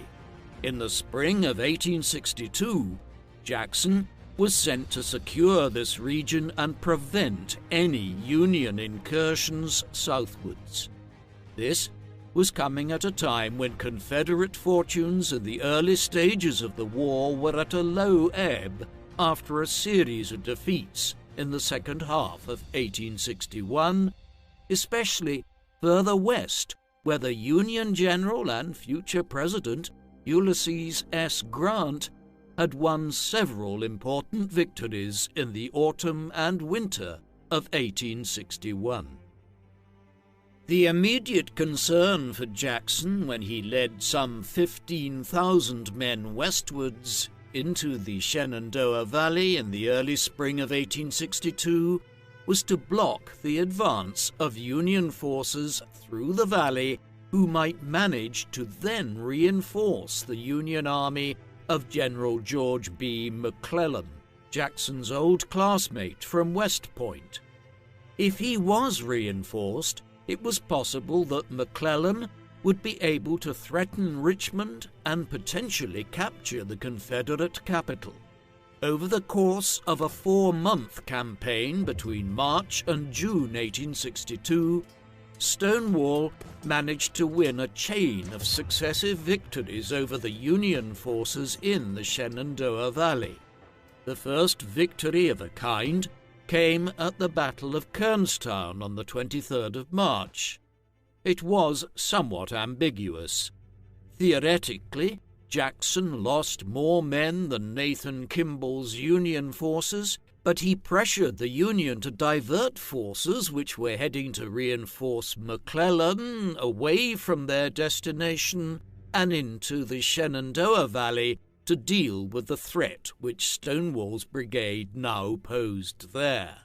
Thereafter, he continued to harry the Union forces in the valley, culminating in 2 victories on 2 successive days at Cross Keys and Port Republic on the 8th and 9th of June 1862.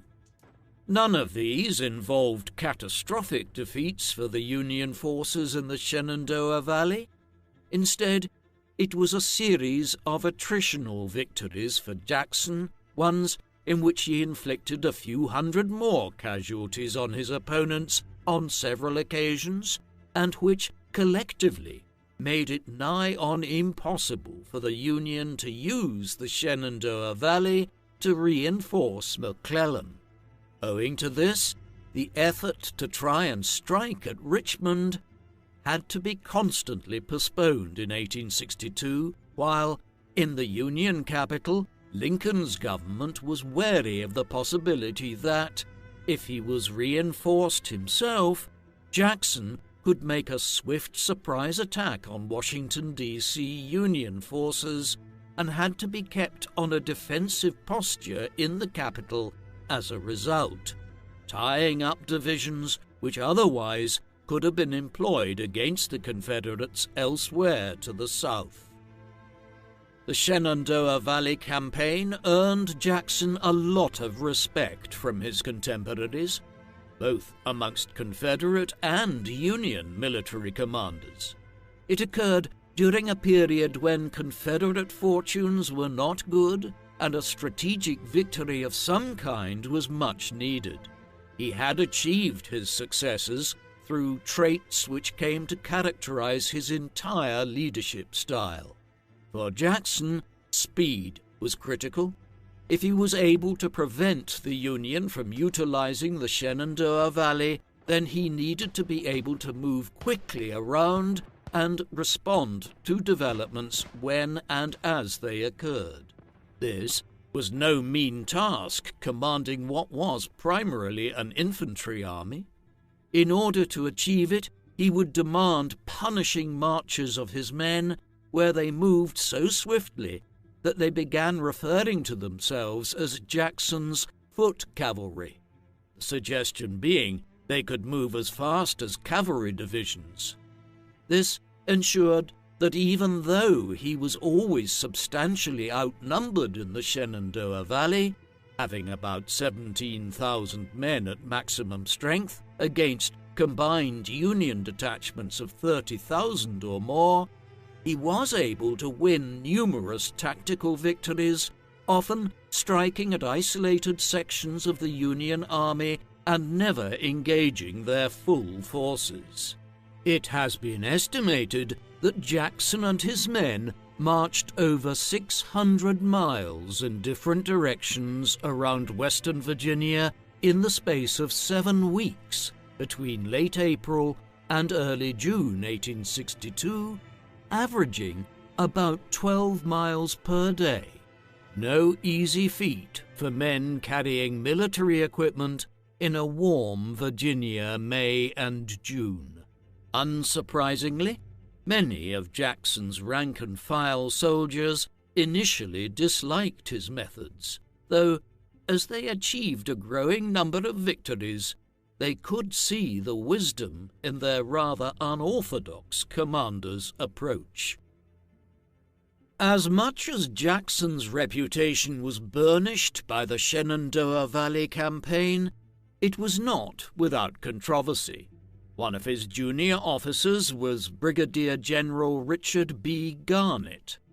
Garnett was in charge of one of the divisions of Stonewall's brigade at the Battle of Kernstown early in the campaign, during the course of which he ordered a retreat of his units without receiving authorization from Jackson. After the battle, Jackson accused Garnett of cowardice and began the process of having him court-martialed. In the midst of war, the Confederate Staff Command was not particularly interested in trying to resolve a dispute between two officers in a situation where the facts of what had occurred were open to debate. Nevertheless, Jackson continued to press the case, and Garnett remained under investigation into 1863. He was still living under a cloud when the Battle of Gettysburg occurred in that year. Garnett died in the course of this, with many interpreting a reckless charge which he led during the engagement as an attempt to recover his reputation and honor in light of Jackson's charges. It was a symptom of one of the less pleasant aspects of Jackson's character and role as a commander. He could be extremely demanding and obstinate in his demands, often requiring more of his men than many deemed to be practically possible. This, along with his generally guarded character, could rub people the wrong way, and he often clashed with other military officers. On top of this, some of those who worked with him, particularly junior officers like Garnett, found his methods peculiar at times. Jackson had a habit of not revealing what his overall strategy was in campaigns like the one in the Shenandoah Valley, only drip-feeding information to his sub-officers at the last minute. Many of these officers felt this was excessive and prevented them from carrying out their orders or responding to events on the field of battle without knowing what the overall operational strategy was. As the Shenandoah Valley campaign came to an end in the summer of 1862, Robert E. Lee called Jackson back eastwards towards Richmond. He had been mired in a clash known as the Peninsula Campaign here for several months, so named after the Virginia Peninsula, a strip of land where Jamestown, the first permanent European settlement in the United States, had been founded 2.5 centuries earlier, and which Richmond stood at the very upper end of.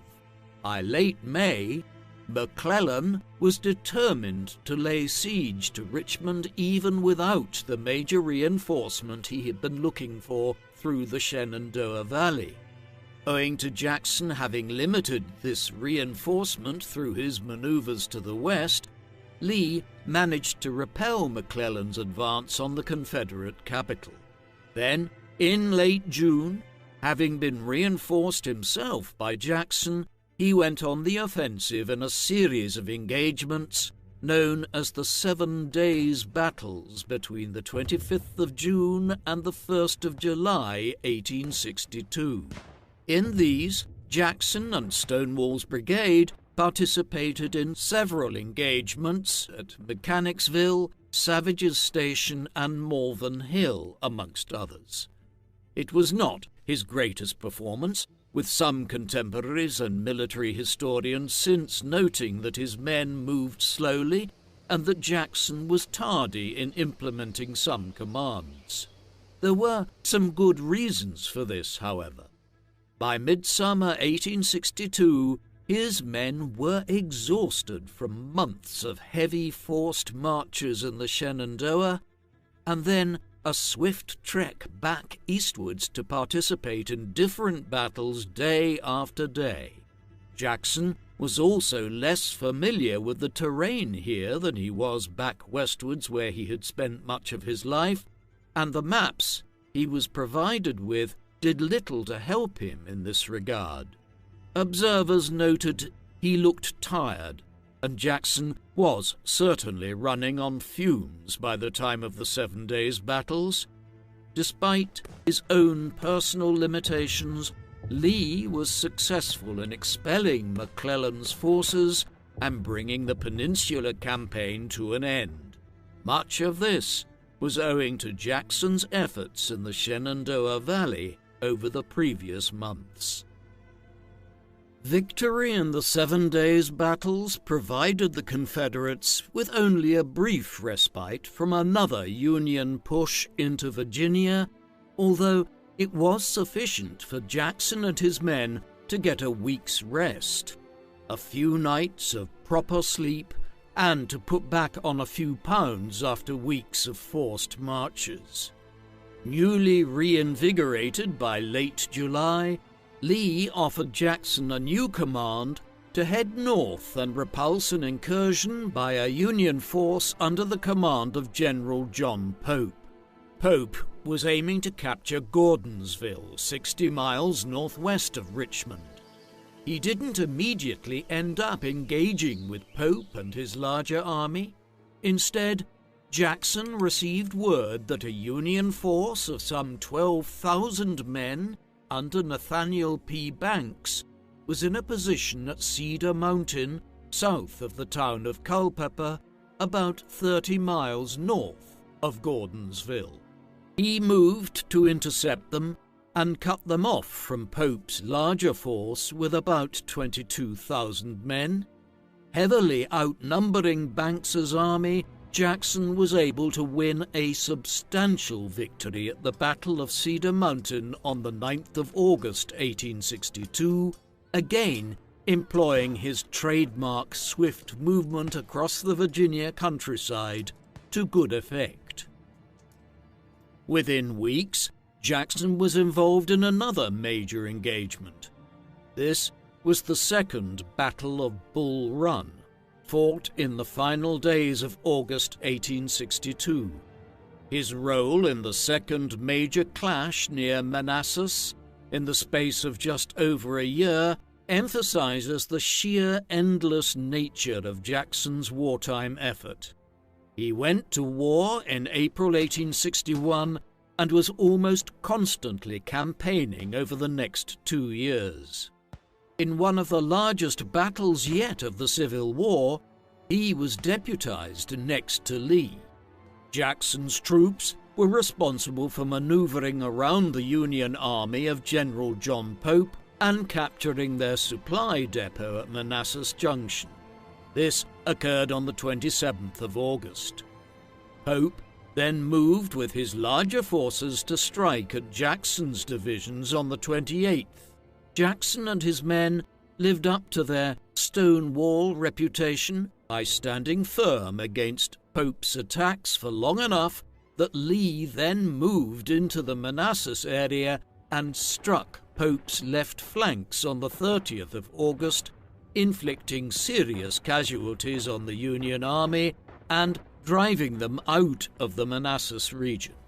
This was a major victory for the Confederates, one which now allowed them to consider launching a counter-campaign into Maryland after a solid year of fending off attacks from the Union armies in Virginia. Jackson was central to its success. Immediately after the Second Battle of Bull Run, Lee divided his forces. He headed north with the bulk of the Virginia army to strike into Maryland and threaten Washington, D.C., leaving Jackson with a reserve force in Virginia to try to consolidate Confederate control over regions that the Union armies had previously captured and to prevent any surprise strike towards Richmond. On the 15th of September, with the Union now preparing to defend Maryland, Jackson was able to take advantage of the situation to capture Harper's Ferry, taking a significant number of POWs in the garrison in the process. Having done so, he then immediately began a swift march towards Lee's position in Maryland. The Confederate commander had been blocked here by McClellan's forces at Antietam Creek near the town of Sharpsburg as the Union general sought to prevent McClellan advancing any further north. Jackson's swift march there couldn't prevent a Union victory in the Battle of Antietam on the 17th of September, but his arrival did ensure that Lee did not suffer a major defeat as Jackson's men provided cover during a staged withdrawal. Not long afterwards, in recognition of exceptional service over the past year and a half, Lee promoted Jackson to the rank of lieutenant general and assigned him as overall commander of the Second Corps, effectively now being junior only to Lee himself on the Virginia front in the war. Jackson would fight in one final major engagement in 1862. This was at the Battle of Fredericksburg in mid-December. Fredericksburg lies almost exactly midway between Washington, D.C. and Richmond, and the battle here was possibly a fitting statement of how evenly matched the two sides in the Civil War were as 1862 drew to a close. It came about owing to one of the, by now, common efforts to launch a surprise attack at an enemy capital, in this case by a Union army led by Major General Ambrose Burnside. Jackson was appointed to command the right flank of the forces which were commanded overall by Lee. A curious element of the engagement was that Jackson left a gap in his lines which Burnside's forces attempted to exploit. Whether or not this was an intentional effort to lure the Union troops into some sort of trap, or simply a mistake by Jackson, remains unclear. The battle eventually ended on the 15th of December in a Confederate victory. With the Union repulsed, both sides withdrew to winter camps, and there was a lack of activity into the early spring of 1863. This period of unusual rest for Jackson was complicated by several of his junior officers requesting transfers to other divisions where they would not be under Jackson's command. Resentments were brewing amongst officers about his unwillingness to consult with them about tactical plans, with Jackson treating his underlings like automatons who should simply obey his orders unquestioningly. One of the dissenters was even his brother-in-law, D.H. Hill, who was married to Isabella Morrison, the sister of Jackson's wife, Anna. By the late spring of 1863, the Confederate lines in Virginia were increasingly stretched and short of men to plug the gaps. The Union commander, Joseph Hooker, decided to take advantage of this by outflanking Lee's position and trying to push south towards Richmond. As with so much else about the war in Virginia and the border states, the strategic imperative was to threaten the enemy's capital so as to force them to divert armies from elsewhere. This resulted in late April in the Battle of Chancellorsville, fought over the space of a week down to the 6th of May. Jackson and Stonewall's brigade played an absolutely crucial role in this. The early stages of the battle were fought between Lee's armies and those of Hooker, but on the 2nd of May, Jackson executed a brilliant counter-flanking maneuver in which his signature swift march surprised Hooker's troops with an attack on the right of their positions around Chancellorsville. In order to achieve this, they had to pass through a 7-mile stretch of Virginia known as the Wilderness. Such was its inhospitable nature. Hooker simply did not expect that Jackson could pass through it, and his men were so unprepared when Stonewall's brigade arrived out of nowhere that their flank buckled. This turned the tide in the wider Battle of Chancellorsville, allowing Lee to emerge with a major victory overall a few days later, the Union forces having suffered over 4,000 more casualties than the Confederates. Jackson's victory came at a terrible personal price. When his men emerged from the Wilderness to strike at Hooker's flank on the 2nd of May, they did so out of order and were not lined up properly. As night descended that evening, matters became quite confused, and Jackson was hit in multiple places in his right hand and his left arm by friendly fire. The wound to the upper humerus of his left arm was deep, and in an age before antibiotics to prevent such injuries becoming gangrenous, the only solution was amputation. Had Jackson's injury occurred just a few decades earlier, there would have been very little pain relief on offer during this procedure, other than what might be achieved through opium and alcohol. Somewhat luckily for the 60,000 men who had legs or arms amputated during the American Civil War, chloroform had been developed as a form of anesthesia in the 1830s and 1840s, and its use as a field anesthesia had been popularized during the Crimean War. Jackson was carried in the dark from the battlefield to a field hospital, a very long journey of several miles in which he was dropped twice from his stretcher. When he arrived there, chloroform was administered, and then the procedure was carried out on his left arm in an operation lasting 50 minutes. It was a sign of how effective chloroform was for this that within a few hours he was lucid and talking with people in the field hospital despite his injuries. Amputation was not simply about surviving the surgery during the Civil War. The shock of the operation and the risks of gangrene setting in anyway were such that many men died in the week or two afterwards. Jackson was one of the unlucky ones.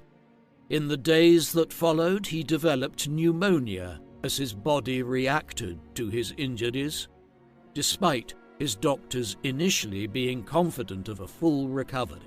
Learning of the news in the aftermath of the victory at Chancellorsville, Lee directed a messenger to head to the field hospital and tell Jackson that he has lost his left arm, but I my right, in reference to his reliance on Jackson as a field commander in Virginia.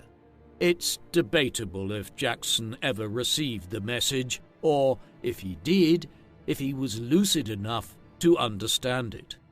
After several days of his condition worsening, he died on the 10th of May, 1863, 8 days after being shot. He was just 39 years of age. His funeral was performed and he was buried at Lexington, where he had taught and lived for many years, on the 15th of May.